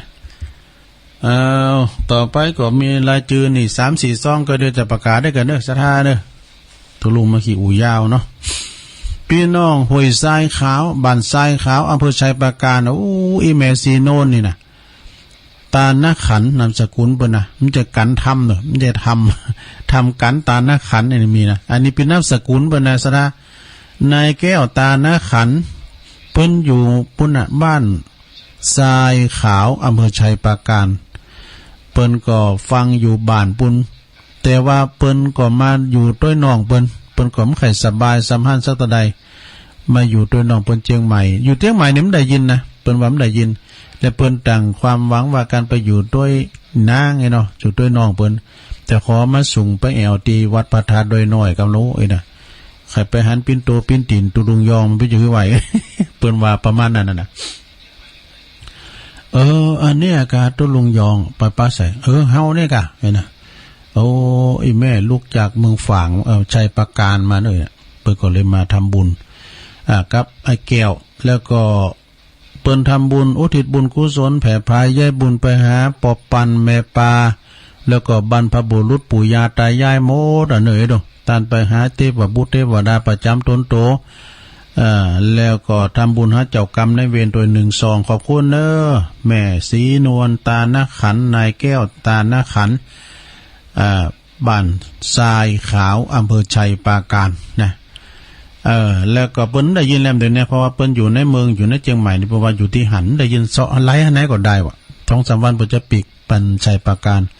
อันนี้น้องเขาเปิ้นเดินนางสาวชุติการนะปัญญาอันนี้เปิ้นก็ปิ้นผุนนำมาเนาะอันนี้เปิ้นก็ทำบุญตานไปหาพ่อแม่ญาติพี่น้องบรรพบุรุษปู่ย่าตายายนะที่ล่วงลับดับขันไปทุกดวงวิญญาณขอให้บุญกุศลนี้ไปฮอดไปถึงแด่เตอนะขอบคุณเด้อแถม1 ซองขอบคุณพี่น้องชัยปราการเด้อถามว่าไก่บ้านแม่สีทอนไก่กันพ่องตุลุงนี่บ้านแม่สีทอนเปิ้นอยู่หนองบัวชัยปราการไอ้เนาะแถม2 ซองนี่ก็เปิ้นทำบุญกันน้ำกาแฟโดยเปิ้นเอางาดำมาให้ตุลุงเกี้ยวกินเนาะตุลุงมันเป็นยานะลดความดันอย่างตัวมีสปะโรคอย่างเนี้ยผมกินเป็นประจำไม่รู้เปิ้นเป็นไวยาวัจกรวัดโดยวัดเนี้ยก็วัดไฮหลงตำบลทุ่งหลวงทองอำเภอแม่วางจังหวัดเชียงใหม่นะก็คือสถาปสังงัดแม่ทองคำยาณชื่นตั้งอกตั้งใจลูกบ้านเปิ้นมาเปิ้นโทรมาก่อนโน่ตัวลุงอยู่ก็พวกจะไปแอวหาเนี่ยสัก9 โมงมาแต่นี้เอางามาให้ตัวเอางาดำเนี่ยเอาไว้เคี้ยวกินตัวลุงมันเป็นยานะผมกินถึงวันขนาดเปิ้น70 ฝ่ายเนี่ยพอสิ้นหนุ่มแล้วตัวลุงเปิ้นจิตตุยเปิ้นก็มาทำบุญฟังตัวลุงถึงวันไอ้ดอกเปิ้นก็เป็นโคสักกะโคซกน่ะตัวลุงก็จดกรรมของเพิ่นไปพองนะกะเนาะขอบคุณปอสังงัดแม่ทองคำยาณชื่นเปิ้นก็บอกว่าเมื่อก่อนนี่เปิ้นก็ตุกมาเก่าเป็นคุณตุกคุณพานมาเก่าก็รับจ้างอ่างบายมาเปิ้นเป็นลูกจ้างคุณจีนว่ะ ลูกคุณจีนเปิ้นก็โปรดเมตตาเนี่ยก็กล้าขายไล่ลองก็เลยงอกเงยขึ้นมาไอ้กะและอุปสาจีนใดเนี่ยเปิ้นก็ว่าเมื่อก่อนนี่ได้เดี๋ยวนี้แค่ลืมไปวองไอ้เนี่ย เป็นวิทยาวัจกรวัดไฮโลงนะครับเนาะเปิ้นเป็นแก่วัดด้วยนะเปิ้นทำบุญตานไปหาปอโนนแม่อุษาปอลบนะยาณชื่นแต่ก็ปนานเฮินแม่สุกติมูลนี่นะ1 ซองเด้อขอบคุณเด้อแล้วก็แถมซอง1ก็ปอสังงัดเนาะปอสังงัดแม่ทองคำยาณชื่นอันนี้ทำบุญอุทิศบุญกุศลการนำกาแฟทั้ง1 ซองเนาะขอบคุณเด้อตะเอียขอบคุณหลายๆวันหน้าวันตาจะมาแอวแถมไม่ดูก็เชิญได้นะสดาญาโยมก็มาได้นะตุลุงก็ถึงไปไหนถ้าธรรมะก็โทรมาให้ก่อนก็ได้วันนี้ก็ไม่ได้ไปไหนอยู่กับศาลาเนี่ยเพราะว่าศีลหน้าเนี่ยวันที่8นี่เปิดจะต้านโฮงล่ะเปิดจะต้านโฮงเปิดละหลวงพ่อก็ใครอยู่นักแก่เนอะวันที่8นี่จะขืนโฮงแล้วจะสืบชะตานิมนต์ครูบาอาจารย์มา19 ตุนมาเจริญพระพุทธมนต์นะไผอยู่ไผวางไข่มากินมาตานด้วยกันก็เจอในโรงเนอะมาเปิดห้องตานก็ได้ดูเนาะทีแรกตุลุงก็จะไปตัวอาจารย์พระครูที่เรียนปุ่นศพของตุปิดอนจะได้ฝากไปกันเพราะว่ากันจะไปตัวเปิ้นเดี๋ยวหลวงพ่อจะห้ามลุงดอยบ่ งานตัวก็มีมาบางงานเปิ้นอยู่นะอย่าฮือก่อมดีเนาะก็เชิญเนอะพี่น้องศรัทธาต่างพี่น้องต่างแม่คักเปิ้นก็ดีเนอะแม่คักหางดงบ่นะลูกหลานเปิ้นมีจันหลายแต่เปิ้นพี่น้องเปิ้นมีหลวงพ่อนะรองนายกนะท่านรองมาเด้อปุถุเขาแล้วนี่เปิ้นมาถวายหลวงพ่อ10,000นึงกันแหละมาช่วยแปลงโฮงแล้วก็ตุ้งเก่งเด้อตุปีเอส ใบดีกาสาครตุปีเอสก็ละลืมกันวันนั้นเปิ้นก็มาพี่น้องเปิ้นมีหลายทั้งหมดนะพี่น้องตั้งห้วยออกเด้อหนาวเฮนะปานลั่นเขาก็แม่ผักเขาก็หน้าเดิงก็ง่ายนะตุ่มกันไว้เนาะมากินมาตานในกันเนอศีลนานี่นะ9 โมงก็สืบชะตาเนาะใครจะมาลุมก็มาลุมเนอศรัทธาเนอมากินมาตานด้วยกันเอาปอนนี่กันเนอปอนที่เขาปักการเจ้าไปสัพปีติโยวิวัจจันตุสัพพะโลโกวินาศตุมาเตภวัตวันตัลลายโยสุขีติคายุโกภวะอภิวาตานาสิริสนิจังวุธาปจายโนจัตตารโอธรรมาวัฏันติอายุวันโนสุขังปะลังเอาแล้ว อยู่ดีมีสุขกันเด้อศรัทธาเด้อ ต่อไปขอประกาศข่าวสารงานบุญก่อนลงนะโอ้อันนี้มูลนิธินะมูลนิธิครูบาเจ้าศรีวิจัยจังหวัดเชียงใหม่นะเปิ้นก็จะมีพิธีมอบโล่รางวัลครูบาเจ้าศรีวิจัยประจำปี63ปีนี้มี3คนรูปคนนะเปิ้นได้รับอนุเคราะห์ได้รับโล่ก็ได้เมตตาบารมีธรรมหลวงพ่อพระครูสุจิตานุรักษ์ด็อกเตอร์เจ้าคณะอำเภอฝางมีคุณูปการแก่พระพุทธศาสนาและก็แก่กัศทญาติโยมเป็นผู้นักเผยแผ่นะเป็นผู้ที่มีใจอบอ้อมอารีสัปปะนะเปิ้นก็จะได้รับโล่ของครูบาเจ้าศรีวิจัยที่วัดพระสิงห์ปุ่นเนอเวลา 13.39 น.ในวันที่9พฤศจิกายนไปรับมอบเป็นรางวัลพิเศษกันแล้วโดยเมตตาบารมีธรรมในพระเดชพระคุณท่านเจ้าคุณพระเทพปริยัติเจ้าคณะจังหวัดเชียงใหม่เมตตาเป็นประธานมอบเนาะฆราวาสญาติโยมก็มีท่านในอำเภอหางดงนะสมศักดิ์คณาคำท่านในอำเภอเปิ้นก็จะได้รับอันนี้เปิ้นเป็นคนเวียงป่าเป้าและปสันเทพมณีนะอันนี้ก็มหารัตนอุบาสกวิยาวัจกรวัดประธาตเจ้าสรีวัดพระธาตุหฤพุนใจเนอะปสันนี่นะปสันเนี่ยโอ้แต่เปิ้นใส่บาตรทุกวันนะออกกำลังกายทุกวันเป็นมหาอุบาสกแต่กินตานติดไหนเปิ้นก็ไปหมดนะขอบคุณเนอะอันนี้ก็ผ่านไปวันที่11สราญาติโยมทั้งหลาย11พฤษภานี่งานวางศิลาฤกษ์ใจติลอยต่อเนอะลอยต่อในฟังแฮมใหม่เปิ้นก็ขยับขยืนเคินไปนะ11พฤศจิกายนนี่เปิ้นจะมีวางศิลาฤกษ์พระธาตุเจ้าเจดีย์ที่วัดกิ่วแลน้อยสันป่าตองเนอะเปิ้นจะแปลงพระธาตุเจดีย์ที่วัดกิ่วแลน้อยสันป่าตองนะ11พฤศจิกายน18พฤศจิกายนก็งานวางศิลาฤกษ์พระธาตุเจ้าเจดีย์แล้วก็สร้างอุโบสถโดยวัดมงคลวารีแน่อันนี้ตรงเขียนว่าจะดีนะเดียวกันเนอะวัดมงคลวารีก็น้องหายนะสระเนอะน้องหายนะเปิ้นก็มีการวางศิลาฤกษ์เปิ้นรวมกันตึงพระธาตุเจดีย์แล้วก็ตึงพระธาตุเจดีย์มงคลเจดีย์นะชื่อป่ะนะพระธาตุเจดีย์มงคลเจดีย์แล้วก็ศรีปราโมทย์ทำกรรมนะมงคลเจดีย์ศรีปราโมทย์แล้วก็วางศิลาฤกษ์พระวิหารด้วยเนอะขึ้นใหม่หลังใหม่เพื่อจะแปลงหลังใหม่นะวิหารแปลงใหม่จำลองมาจากวิหารวัดเชียงทองประเทศสปป.ลาวว่ะดูเนี่ยแล้วก็การเสาวิหารสดาญาโยมทั้งหลายเสาวิหารนี่นะ38 ตุนโอ้ยครูบาบุญกรรม ครูบาบุญกรรมนะเพิ่นได้สั่งฉะนั้นญาติโยมทั้งหลายวันที่18เนี่ยปากันไปเนอะ18พฤศจิกายนนี่นะโอ้ไปพระจะไปเปิดโรงทานพระจะไปหับสังกรรมอย่างกันนี่นะขอเจริญปอนได้เนอะตุปีบุญกรรมอุบาจารย์นะแล้วก็มีซอจูขีเมงพร้อมกับศิลปินนักแสดง10 กว่าชีวิตตัวฟังฟรีชมฟรีตลอดงานเนอะไปฟังซอจูขีเมงด้วย18พฤศจิกายนเนอะไปปะกันตีวัดมงคลวารีน้องหายปลงลงวะนะงานต่อไปก็เจริญพรเรียนเจิญสนาญาติโยมทั้งหลายอันนี้ก็วันที่27เนาะ27ปุ่นก็ปุ่นที่ยกยอดชัดพระธาตุเจดีย์ที่วัดเสนเมืองเนอะวัดของพระอาจารย์เอาหลักปัญโยนันนะสดา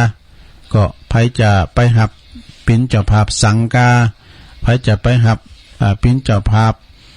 ตั้งโครงการก็ไปแจ้งความประสงค์จำลงหมายเนอะนะที่วัดสันเมือง27ธันวาคมแปลว่าไกลนะกำเดียวก็ถึงนะสถานเนาะหลังจากนั้นก็ไปที่วัดดอนจันทร์วันที่26อันนี้ไม่เปลี่ยนแปลงแน่นอนนะมีถ่ายทำตั้งคืนเก่าคืนนี้ด้วยนะคืนวัดไฟหินด้วยเนอะทั้งภาพทั้งเสียงอย่างปีแล้วอย่างเขาแล้วอ่ะนะ26พฤศจิกายกยอดฉัตรพระธาตุเจดีย์ชเวดากองจำลองที่วัดดอนจันทร์นะตุลุงว่าจะไปนอนบ่อย่างปีแล้วอย่างเขาแล้วอ่ะ ที่เวียงป่าเป้าเน้อตันตุปีปันลัด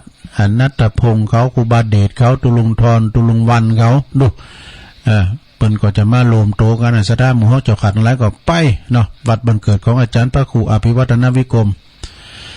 แล้วก็สถานญาติโยมทั้งหลาย10ธันวาเนาะ10ธันวานี่เปิ้นก็จะถวายโรงเรียนบ้านผาหมอนนี่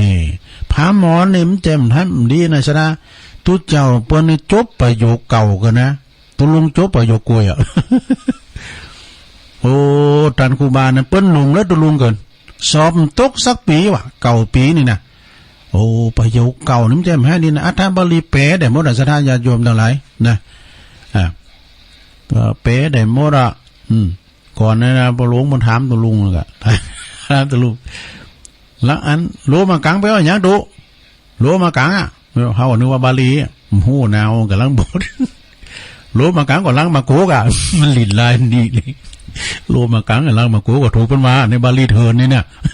10เนื้อสนาเนื้อผาหมอนนะเป็นจากต้านหงเฮนเนี่ยอันนี้ก็อยู่ในคืนอยู่ในเครือข่ายคืนสีขาวเหมือนกันอาจารย์พระครูไถไปอยู่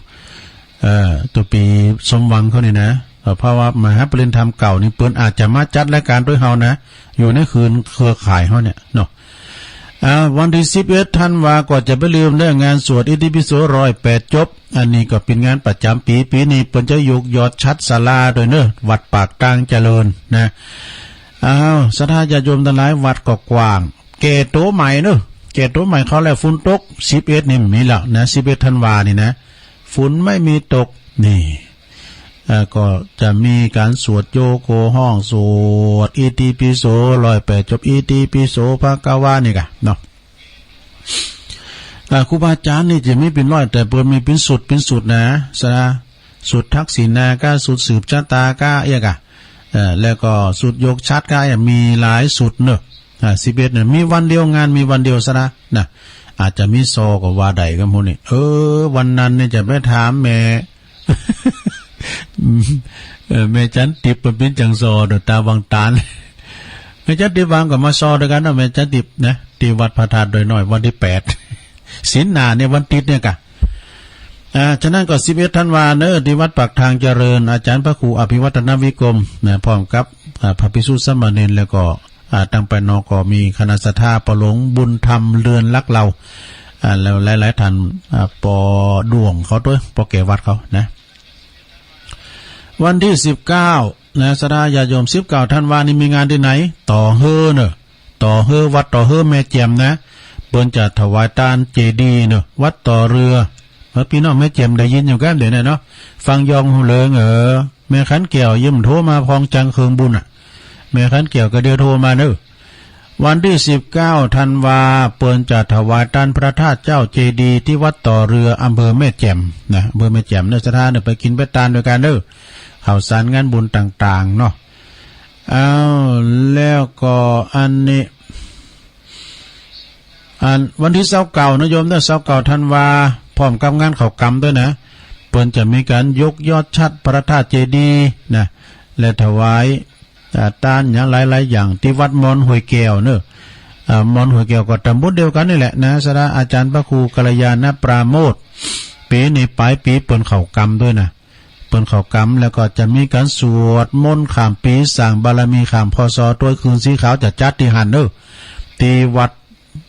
ม่อนห้วยแก้วที่เฮาไปบรรจุหัวใจพระเจ้าวันนั้นนะปากันมาเนอะ29ธันวาเปิ้นจะมีการยกยอดฉัตรพระธาตุเจดีย์โดยคณะตระกูลกิ่วแก้วคุณเทิดพงษ์กิ่วแก้วแม่จันฟ้องกิ่วแก้วเขาเนี่ยเปิ้นจะมาโดยแล้วก็เฮียเล็กเขาเนี่ยนะวันนั้นเปิ้นก็ตอดกฐินคุณนักเต้นนักวาสดาญาโยมทั้งหลายเนาะก็เจิญกันได้เนอะวัดม่อนห้วยแก้วเข้ากรรมปฏิบัติธรรมโดยเปิ้นมีเข้ากรรมนะสดาญาโยมเนาะปลายปีเนี่ยที่วัดมอนห้วยแก้วนี่ตำบลโดยรอเขต1เนอะแต่ว่าเขต2ก็ที่บ้านเก่าสุสานปัจจ้าสุสานปัจจ้าที่บ้านสิริมังคลาจารย์เนาะอัน1ถึง6ธันวานะ1ถึง6ธันวาก็เข้ากรรมโสสาธุดงควัดป่าช้า บ้านสิริมังคลาจารย์ปุจแปงคุณตั้งลาสไตล์เทคอนกรีตเข้าไปตีปัจจ้าเนี่ยเป็นมุกเป็นขีโลขีเปอร์กันฝุ่นตกในลำบากขนาดแล้วนะวิบากขนาดละแล้วก็1-7 มกราเขากำที่วัดบันหวายเนอะคงแก้วอารามทั้ง3วัดบันหวายอาจารย์นลินทร์สุจินโนฝากประกาศมาปลงโอนเขาเนาะแล้วก็7 พฤศจิกากว่างานต่างทำโรงเนอะที่วัดพระธาตุโขงขาววัดพระธาตุโขงขาวก็เปิ้นจะมีต่างทำโรงเตธรรมหาจาเวสดรจาดก13กันเนอะที่วัดพระธาตุโขงขาวเนาะท่านพระเดชพระคุณหลวงพ่อพระครูสุนทรธรรมานุโยคหลวงพ่อใหญ่เฮาแล้วก็ตุปิเล็กฝากประกาศมาเนาะปีนั้นน้อยเขาเนาะปีนั้นน้อยปินจานเป็นโคศกถอยแล้วก็วันที่8 พฤศจิกาเปิ้นก็ตั้งทำโรงเหมือนกันที่วัดดอยแก้วนะวัดดอยแก้วแต่หลายจอมต้องเนี่ยนะหลายอำเภอเนี่ยนะเปิ้นตั้งทำโรงเตธรรมหาจัดเวสนรจัดดกที่วัดดอยแก้วแม่ทองสายเปิ้นฝากประกาศมาเนาะแล้วก็เปิ้นเดี๋ยวกันเด้อแล้วก็สถาญาติโยมทั้งหลายทุกวันที่23แถมเนาะ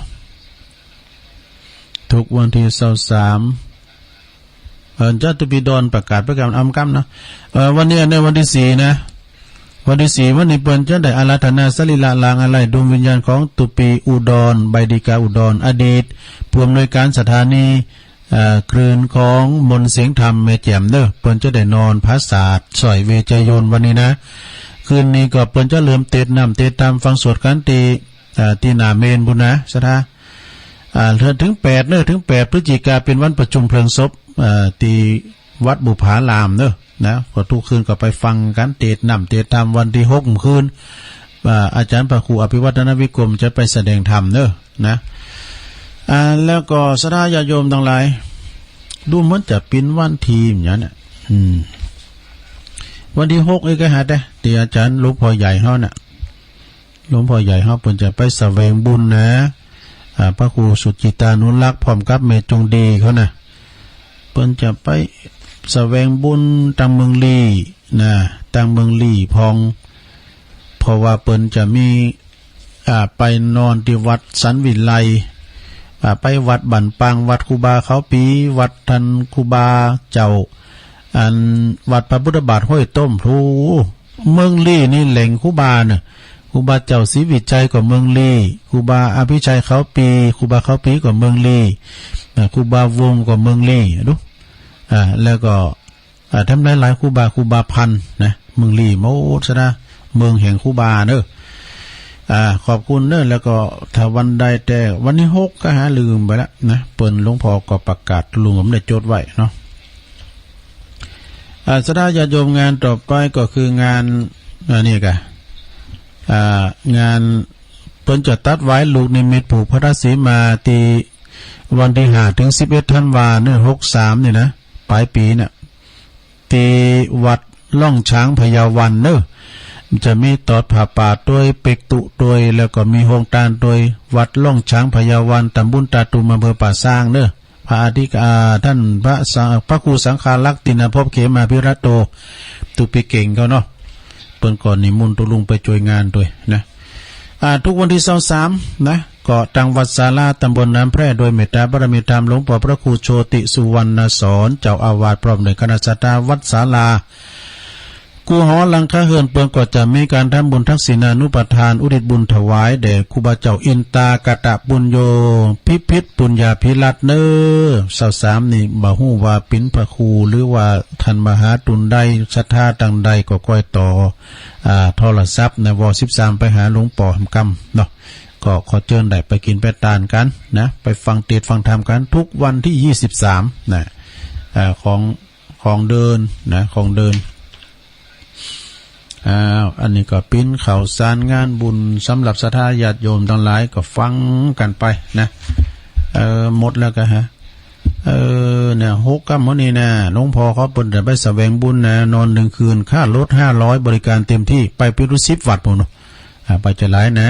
พระครูหลวงพ่อใหญ่เฮา หลวงพ่อพระครูสุจิตานุรักษ์ด็อกเตอร์พร้อมกับแม่จงดีเขานะเชื้อกัน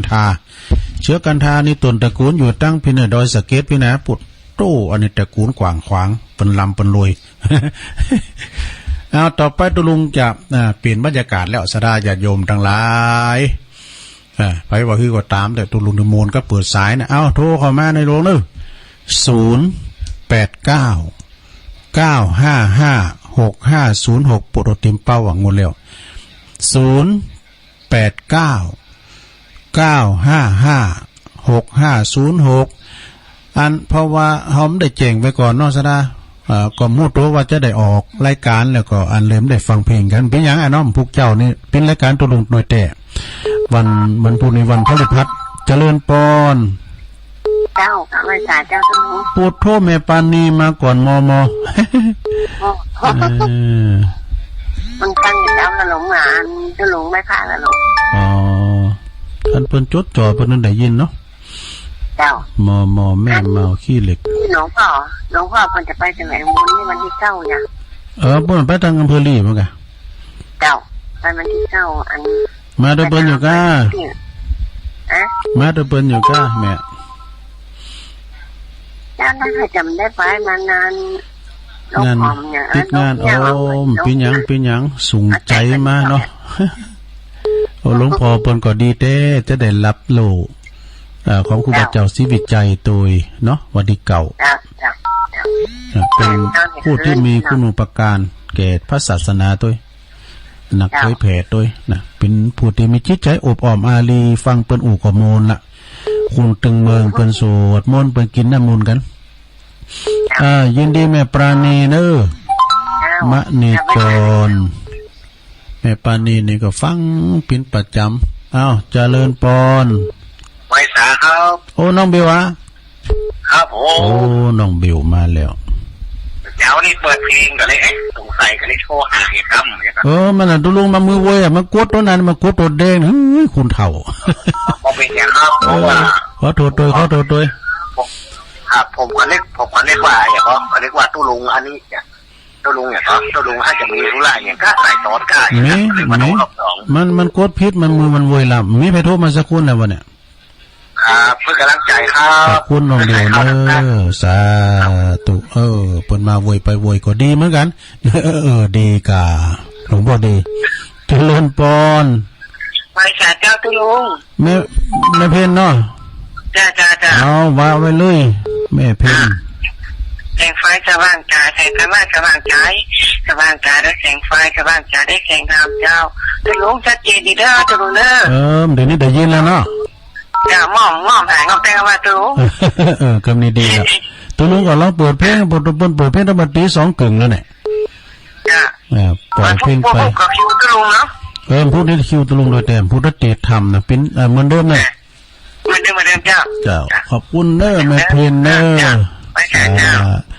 เดี๋ยวนี้ขางเบิดอันปุนแล้วนะทั้งซ้ายไต่โซนไต่นิ่มเดินล่อนละฟังได้แล้วนะคุณเฒ่าแบบมีความดันสูงละเจริญปอนจะไว้สาเจ้าตุลุงตั้งได้ไหมอยู่เกาะคาเจ้าเมตตาอยู่สมาพรเจ้าอยู่สมาพรเจ้าสมาพรนี่เนาะชื่อยังไม่รุนได้สมาพรนี่เนาะอยู่อำเภออย่างแก่ห่มนะคะอยู่อำเภอเกาะคาเกาะคาแล้วเนี่ยเกาะคาลำปางฟังเจ้าแล้วกันไหมฟังเจ้าโอ้เมื่อก่อนนี่ที่ลุงเปิดตั้งแต่ที่ลุงจัดตอนตี 3เลยดีแล้วกันฟังไปติ๊กๆเนอะเดี๋ยวฟังไปครูต่อดำเนอะยินดีแม่จะมาพรเนอะพวกตัวมาดำเนอะก็ค่าเพลงเปิ้นโมนนะก็ข้ามก่อนชวนชัยฉิมพระวงศ์เปิ้นจัดเปิ้นแต่งเพลงก็ค่าจอมควันอย่าลืมกันนะแม่ทะเถินและเงาห้างฉัดแก้มขาววังจิ้นแจห่มเจริญปอนไว้ก่อนเจ้าท่านแม่เจงหัวลินเนาะแม่จันสีเจ้าโอ้ฟังเจ้าละกะฟังจะใส่เกมดีกะแม่จันสี เค็มกาแฟเค็ม มันตกก็ได้ หลวงพอดีเนาะมีฝนไหม อุ้ยมันสั่งให้หลังคาปัญจหัก นั่นก็ได้ยินเป็นเรากันว่าฝนตกอ่ะโอ้ดีลำเนาะฝนคำเข่าเองก็ปันหลังคาจะหักเลยโอ้ยเสียดายเนาะฝนตกดีเตะแต่มันเป็นน้ำเป็นน้องว่าเป็นในเป็นวานะมันจื้มขอเลิกแต่ว่ามันไปไหลเข่าเขินนะเขินนี่อยู่นิ่งเหมือนเก่าเนี่ยกะเลยเฮือตังดอยสะเก็ดนี่เต็มเขินแล้วกันมูนี่ตังเมืองลาวนี่เขินเตะกันนะจังประเทศลาวอ่ะจังเมืองไทยเขานี่มันน่าขนาดนั้นเนาะก็กันอย่างเมื่องานเนี่ยก็ใส่ง่อนเนี่ยอันพวกน่ะอันเวียดนามมันน่ะปุคุณจุดปิวอ่ะไม่หลงคุณนะไหลไปถือจองนี่มันต้องไปปึงมันฮุบหมดละเขาหันในคลิปนะโอ้ยเป็นดีโกพอมันปิวอ่ะลังคาเป็นปิวนะพออย่างนกบินบนอากาศแหละไปดีดูอันน้ำเหลืองกับมันขดายเนาะเขาว่าไม่จันสีขดายไม่ได้ก้ามันขดายเนาะขอบคุณในแม่จันสีเนอะผูกโทรมาแถมสาธุอัลลอฮ์ยายพรน่ะโทรมา3 ตัว 4 ตัวกดวางยายพรโทรมาหรอเจริญปอนก็ก็โทรมาติ๊ๆนี่เนาะเขาก็กดวางก็กูเป็นเกียรติเหมือนกันแหละกับเพิ่นนี่เจริญปอนแล้วแต่ว่าจะก็ตุ้นลุงแม่สุเกียศิลปรสิเตี้ยมันโอ้บุญแล้วได้ยินแล้วกันนี่ได้ยินแล้วเนาะอ๋อเมื่อแล้วมันนี่มันไม่ได้ยินมาเดี๋ยวนี้ขึ้น 98.75 นี่ได้ยินชัดเจนนี่นะเจ้าตุ้นลุงเตกะเตกะเจ้าฟังทั้งหมดเจ้าเลยเด้อเจ้าได้ครับพระไหว้พระรับปอนโดยเด้อขอบคุณผู้ก็ฟังแถมเนาะเจ้าเพิ่นฟังกันนะกันหลายนะเพิ่นมาโทรกันมาได้เด้อสุเกี่ยวเป็นตัวแทนไปกันเนาะเจ้าจับไอ้สาเด้อตะลุงเด้อสาธุเจ้าแม่สุกแก้วศรีลาพรตัวแทนปีน้องตังบ้านหงเนาะสีเตเจริญปอนขึ้นแล้วก็ฟังพระอาจารย์เอาหลักก่อมูลจุนรับละสุดท้ายเข้ามาใหม่เด้อเข้ามาใหม่เจริญปอนไหว้สาเจ้าเด็กหญิงอ้วนมาแล้วใหญ่อ้วนฟังเจ้าลังกาแม่อ้วนน่ะเจ้าฟังเลยเด้อวันนั้นเหม่งบนลำกิติลังกาโอ้ชัดเจนดีเนาะอ้นนั่นใหญ่อ้วนเนาะเจ้าแต่งานมาแล้วนี้ต่างทำโรงเดี๋ยววันหลวงพ่อใหญ่เนาะเจ้าชะตามันเตียดกันนะกามาเติดกันเลยกาตีปูนก็ดีไปตีตุปีอุดรนะแล้วก็ตีตุปีเล็กตีตุปีเล็กก็ดีไปไข่แยกลางวะลงไปพอกาบรู้หลวงพ่อจะห้ามไหมหมดกะที่ไหนก็ว่าได้เปรตเนี่ยจะไม่ใช่ติดมาซอก่อนดีกาวันนี้ได้โอนโอ้ใจโอนมาแล้วเนี่ยต้มกันทั้งงานอาจารย์เอาหลักก็โทรมาพองเลยใจโอนเนอะเจริญปอนเข้ามาใหม่สายนี้มาตีเฮ้ยเอาใหม่เจริญปอนฮัลโหลติดแล้วลุงงอเหรอแม่แล้วครับแม่ละอันนี้เจริญปอนยงปอปันหนึ่งปอปันไหนอยู่ซุกเศร้ามือไม่ขาปอปันอยู่วันบรรทัดซบเสาเนาะอยู่วัดท่าซบเศร้าซบเสาปอปันนี่เป็นอยู่บรรทัดซบเสาเนาะฟังชัดเจนเนี่ยปอปันดอนใจเราเป็นท่าวัดซบเศร้าอยู่ดอนใจดีกะดีกะกำลังโทรมาเป็นข้างแรกปอปันฟังทุกวันหนึ่งพวกก็ฟังทำเด้ออีกาโทรมาเด้อโทรมาได้กำจัดที่เปียเดี๋ยวนี้เต้นเลยเหรอเนาะปอปันอายุเท่าไหร่อายุ74โอ้เสียงยังหนุ่มน้ำเลยได้โอ้โธ่เสียงหนุ่มอยู่ดูเหมือนนั้นกับอันปอสังงัด เป็น70ไปก็เสียงหนุ่มเปิ้นออกกำลังก็ฮู้จักตู้หลวงแล้วทุกเช้าก็กันหันหน้านี่แต่ฮู้จักอยู่เนอะกันหันหน้านะก็ฟังไปถึงวันเนี่ยปะปันเนี่ยยินดีเนอะผู้ก็โทรมาแถมเนอะการมาตรการเอาสาธุปอปันนี่ไล่ใหม่ด้วยน่ะลูกค้าไล่ใหม่ผู้ฟังไล่ใหม่ผู้โทรมาแถมปอปันอายุ70ปลายแล้วเจริญปอนกราบนมัสการท่านลุงยอมที่เคารพนี่โทรมาจากไหนในเสียงป้อยดิเหรอก็โทรกดตื่นนึกว่าตี 2ปลายละตี 3ปลายน้อยลูกมาฟังตรงล่ะเสียงมันเท่าแต่เสียงมันนุ่มแต่ตัวมันเท่าได้เลยอย่างพวกฟันนะครับเหมือนปอปันย้อนเลยอ่ะคนจีนเป็นว่านะย้อนมันย้อนเอาเลยได้เลยโอเคนะถ้าย้อนเงินย้อนในเงินสกุลจีน1หยวนแรกได้5 บาทโอ้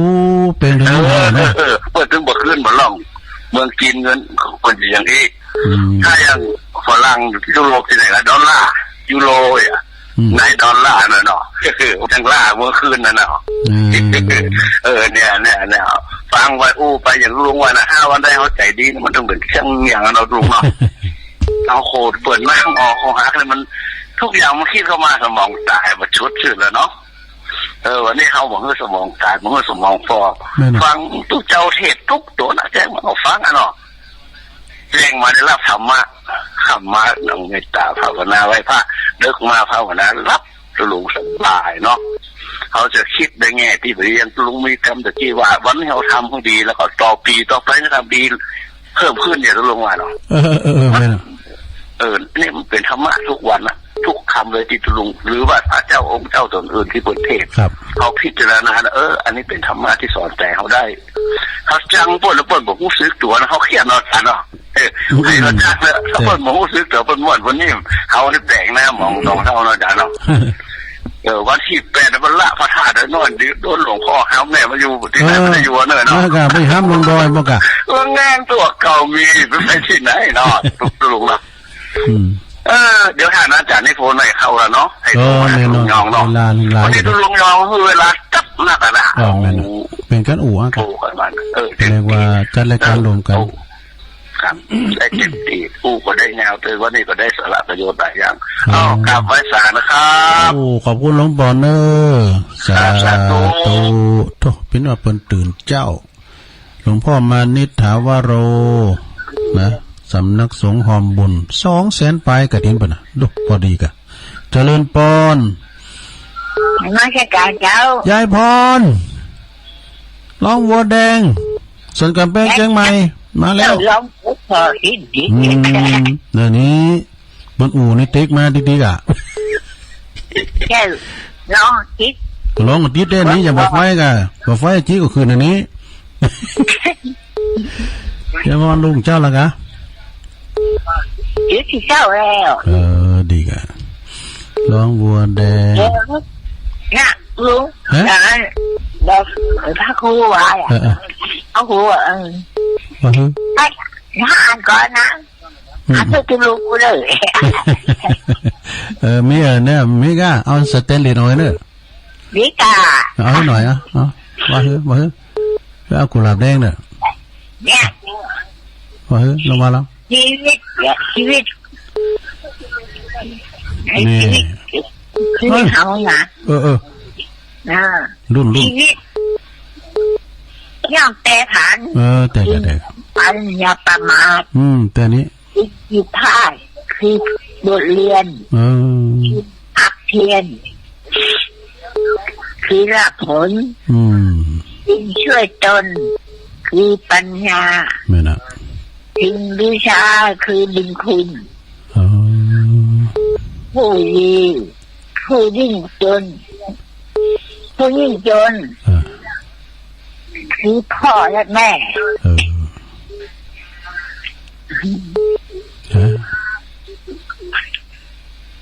จบละกำลังขุนเซเว่นตายกันเด้อเซเว่นตายฮัลโหลจบแล้วเนาะเน็ตได้กับแต่งก้อนเน็ตแล้วอาจารย์นิพนธ์กันเนี่ยคุณแกเนี่ยแล้ว ก่อน เอาอยู่วะฮะไม่เอ็มอยู่เอาล้อมหน่อยเนาะนี่แค่มันนี่เอาผูกคำเนาะไม่ได้หยาบไปหน่อยแล้วจะเอาชั้นเดียวละผูกเกมวันนี้กันเล็บแต่กันขอตั้งใจประชิดพรวอนใจรักเพื่อจังหวัดพัฒนาหาผลอายุวัฒนะผลยาให้ผลไปจับถึงกับใจใจให้ไม่ได้ดังใจคิดผลสำเร็จสำเร็จได้สมใจหมายเราศัตรูผู้คิดร้ายจงเหยื่อมา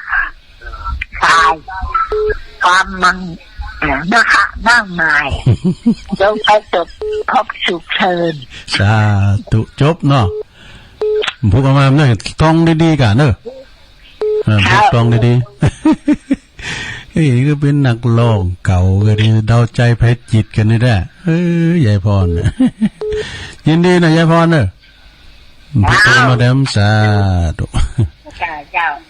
ห้องเพลงดาวใจพาจิตกันนี่ส่วนเกินมองดาวเดียนที่ลอยล้นเกลียนเจริญปอนพระสัจเจ้าตุลุงแม่บุญพินบ่เจ้าแม่บุญพินนะเจ้าแม่กัญญาเจ้ามนเจ้าแม่กัญญาเนาะเจ้าอยู่มอนปินนะเจ้ามอนปินเนาะมันเจ้ามันจิตเจ้าดีกะอะไรติดหมดแก้วนะเจ้ามันปิ่นฟางเนาะพอหน่อยบุญปันก็ยังมานะมันหน่อยบุญปันอ่ะแม่จงดีก็หลังการแม่สาวมีฝนเหรอมีฝนตกฟ้าห้องแดดแฉลแดดฮ้อนบ่รู้เจ้าตกก็ดีแล้วเนาะตกนะจุ่มเย็นดีเนาะแต่มันคำข่าวหน่อยตกหาใหญ่ขนาดตุลุงฟังเมฆปานี่วันลังค่าอย่างตาฮักไข่ป้าไอ้กำอย่างนั้นน่ะเนาะกำดังลำใหญ่พองกะเนาะเมกัญญามอนปิ่นฟางเนาะเจ้าไปกำลังใจตุลุงนะเจ้าจ้าตุผู้ขอโทรมาแถมเจริญปอนพระเจ้าตุลุงแสนพรหมแม่สุทัศน์เนาะวันนี้เราอยากทำนักแต่นั่นก็แม่สุทัศน์ก่อนปอนแต่ว่าปอสังงัดกับแม่สุทัศน์ก็รู้ให้ไปกับใจไก่แล้วบ้านผมไอ้น่ะแต่กะไปก็ปอสังงัดว่าเป็นมาแอวนี่หรอปอสังงัดไก่เนาะดีมูลชัดเจนนะตลอดชัดเจนนี่เนาะขอบคุณเนอแม่เนอสาธุแม่สุทัศน์ดีมูลแสนพรหมทุ่งปีแม่วางเนอเจริญปอนไว้ขาเจ้าตะลุงอันนี้แม่พินนะมาสัมภาษณ์ที่ไหนแม่สัมภาษณ์แม่ย่อยแม่สัมภาษณ์สมภาษณ์ไม่ย่อยแต่ไม่ได้รับได้โทรมาวังเนี้ยแต่ฟังลุงตลอดละเจ้าดีกะชัดเจนดีเนาะแม่สมพัฒน์แม่ย่อยสันทรายขอบคุณเลยกำลังใจนะเจ้าอันนี้ก็เปิ้นก็โทรมาปิ้นประจำนะเจริญปอนไหว้สาเจ้าตะลุงนี่แม่สีทอนเจ้าบวชไปต่อฟังกับเจ้าแล้วนะดีกะน้องเจ้าฝนตกแต่เนี่ยตะลุงมีฝนหรอไหมโอ้สถานการณ์ตกขนาดนั่นก็เพราะว่าในตะปูในราคาอย่างห้างนี่แหละทำเข้าคนเบอร์นี่ก็จะตีกับวันนี้ไม่ตีนะโอ้เสียดายเลยก็น่าแต่ไปดีอยู่ลูกคำข่าวเลยก็วันนี้จะลองไปเชียงใหม่ไปแม่ของไปบ้านมาแม่ของเนี่ยกันเนาะเจ้าจะไปดูแลแม่นะแต่สักติดป่ายแล้วก็พกวิทยุไปตุยอยู่ตั้งซ้ำเลยยินลุงอาจารย์ทุกคนทุกองค์อยู่ตั้งในซ้ำเลยยินกันมันไก่อันนี้ยะเลยยินครับประดมก็ได้ยินจะถีกะแค่แต่ได้ยินทีเนาะ ชัดเจนนั้นกับแฟนรายการมีจะหลายหรอใส่มือได้นะแต่ปีตัวสอนเขาเนี่ยนี่สีทอนน้องบัวใจประการติดไปอ่ะเข้าหนาวแล้วเนื้อตะลุงนั่นกับปุตโตตอนนี้หนาวตอนห่อนอยู่เด็กรักษาสุขภาพของเนอมันจิตน้ำอุ่นน้ำอุ่นนิ่มลาวโทษเอากินก็น้ำปีนน้ำตุ้มเนาะแม่สีทอนชัยปาการน้องบัวนะเปิ้นจะมาเอาหาแม่เปิ้นแม่ของก็ซับต้องแม่กล้าเนี่ยกะ0899556506ขอมาแถมเวลาตุลุงหลายอยู่ดูก็เดี๋ยวก็ฟังท่านพระครูต่อเนอะเจริญปอนสาธุโอ้ปอบุญมีเมืองกลางมาแล้วครับฟังเจ้าแล้วเนาะฟังลุงเขาละฟังลุงเราไม่ได้ทำอ่ะโอ้ดีเปิดเลยเอาเล่นดินอยู่แล้วนั้นหลังนี้ก็ชัดเจนเนี่ยก็อันฟังฐานนี้เขาล้ำได้ยินมันฟังได้หลายตั้งเนาะตั้งได้ก็ฟังได้ครับได้หมดอ่ะ98ก็ได้การที่อยู่การเล่นดินแล้วนะการพูดอยู่โอ้เดนดินนี่มาไกลได้กันเนาะห่วยต้องซักยังเป้งได้เป็นปรับปรุงตัวหนึ่งปรับปรุงตัวห่วยต้องซักมันไปมันไกลเด้อขนาด75,000แล้วนะเนี่ยยังแน่แต่เด้อขอบคุณเด้อป่อของอีมัน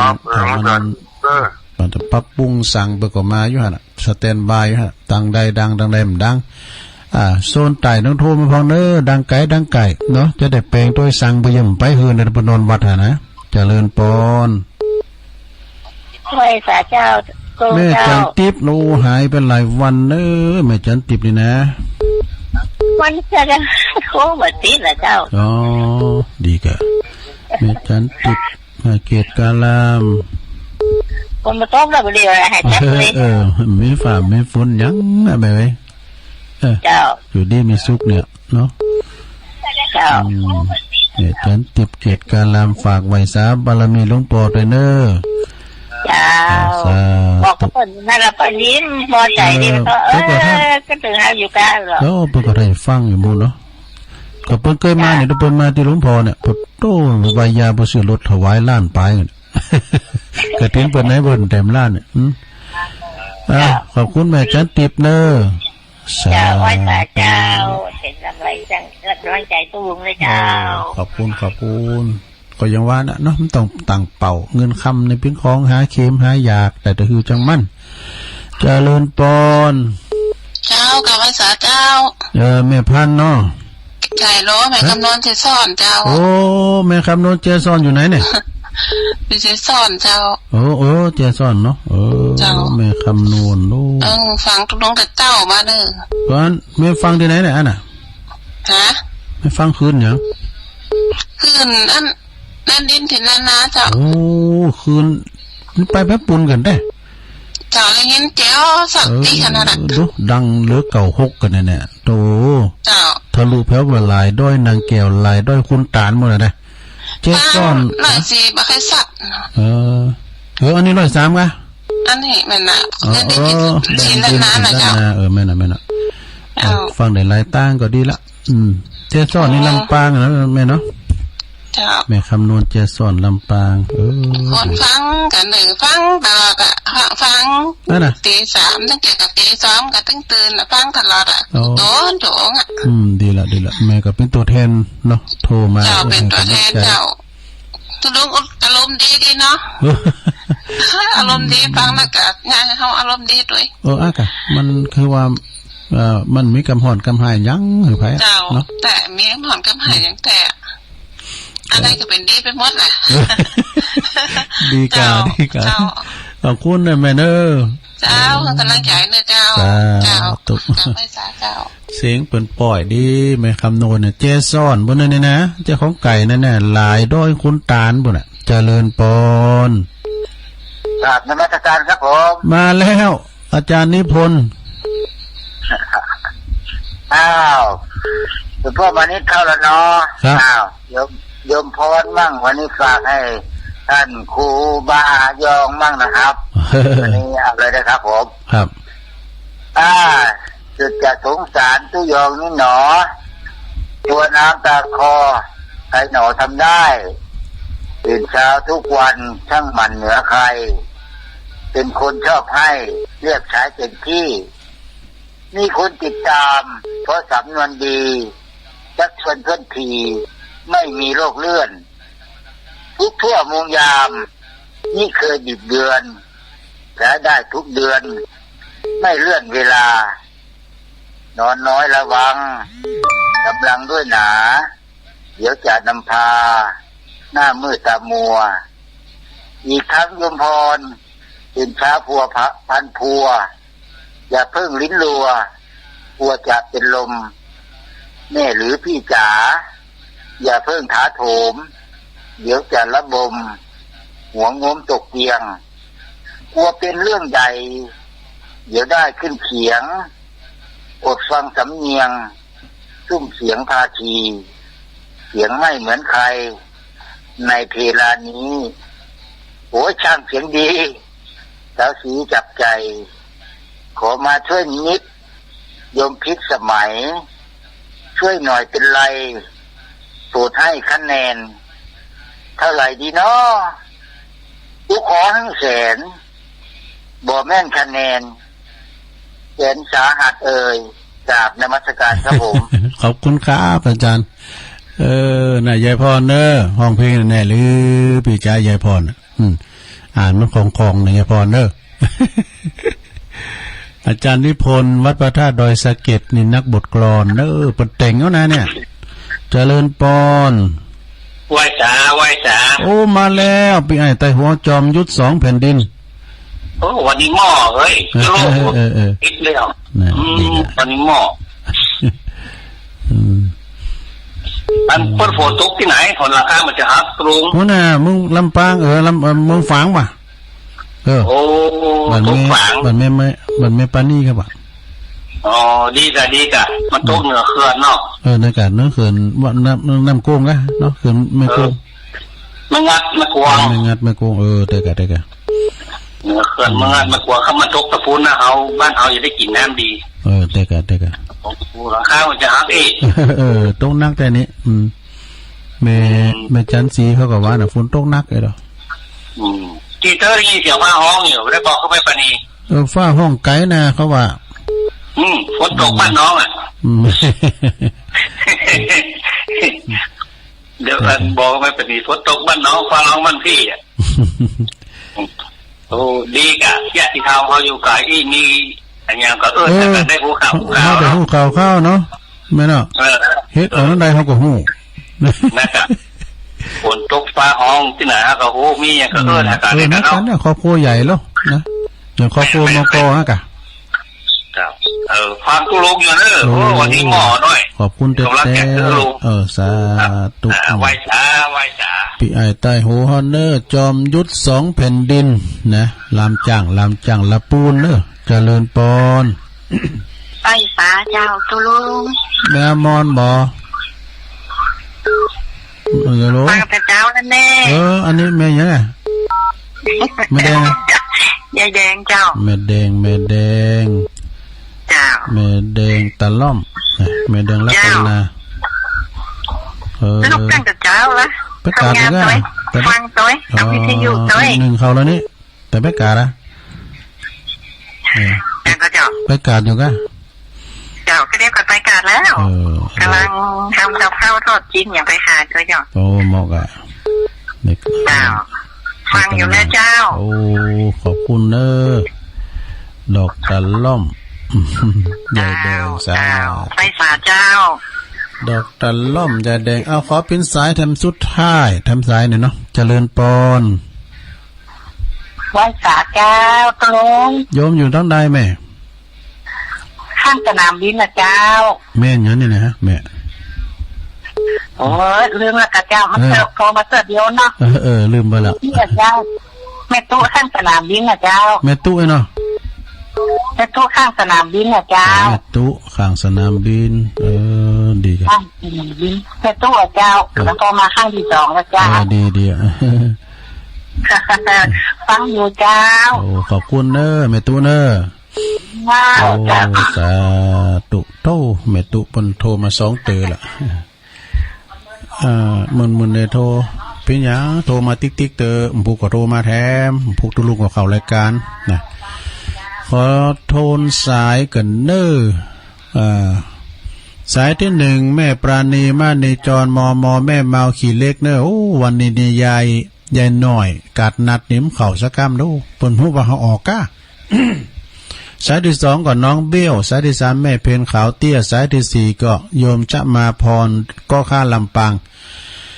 สายที่5ก็แม่จันสีแจงโหรินฮะสายที่6ก็แม่สุแก้วศรีลาพรสายที่7ก็แม่อวนกิติลังกาสายที่8ก็ปอปันแม่ปอปันทาศพเศร้าดอนใจเมธาบนเนื้อปอปันสายที่9หลวงพ่อมานิษฐาวโรสำนักสงฆ์หอมบุญสายที่10ยายพรล่องวัวแดงสันกำแพงเชียงใหม่สายที่11แม่กัญญามนปิ่นฝางสายที่12แม่สุทัศน์ดีมูลทุ่งปีสันทุ่งปีแม่วาง สายที่13ก็แม่สมผัดแม่ย่อยสันทรายสายที่14ก็แม่สีทรหนองบัวชัยปราการสายที่15ป้อบุญมีเมืองกลางเนื้อสายที่16ก็แม่จันติบเกตการามสายที่17ก็แม่คำนวณเจซ่อนลำปางสายที่18ก็อาจารย์นิพนธ์วัดพระธาตุดอยสะเก็ดนักอ่านกลอนนักแต่งกลอนนี่เนาะสายที่19จอมยุทธ2แผ่นดินล่ามช้างประตูป่าละปูนสายที่20แม่แดงตะล่อมดอกแม่แดงดอกตะล่อมรัตนาไม่กล้าเข้า สายสุดท้ายแม่ตัวมันจะแม่ตัวบ้านล่องในแม่ตัวข้างสนามบิน21สายด้วยกันเด้อเอาตัวลุงก็เลยนำรายการจากราชธาไปก่อนวันนี้ก็มาบริหารแต้นเวลาเปิ้นก็บ่เหมือนตัวจริงแล้วนะตัวสำรองพวกนี้เป็นรายการตัวลุงโดยตรงละเนาะก็มาเอี้ยนะมันก็เหมาะเอี้ยนะตัวลุงนะพวกก็มาฟังกันต่อเน้อตอนเจ้าตอนแรงเนาะวันพฤหัสพวกนะวันนี้วันพฤพุธ เอาอยู่ดีมีสุขเหมือนกันกูควรเนอะขอบคุณทุกสนามทุกเครือข่ายเนาะของสถานีวิทยุทุกตีที่เปิดฮับลิงสัญญาณไปอยู่ดีมีสุขเหมือนกันจุบุจุคนต่อไปก็ฟังอาจารย์พระครูอภิวัฒนวิกรมกันต่อไปจัตตารโอธรรมาวัฏฏันติอายุวันโนสุขังปะลัง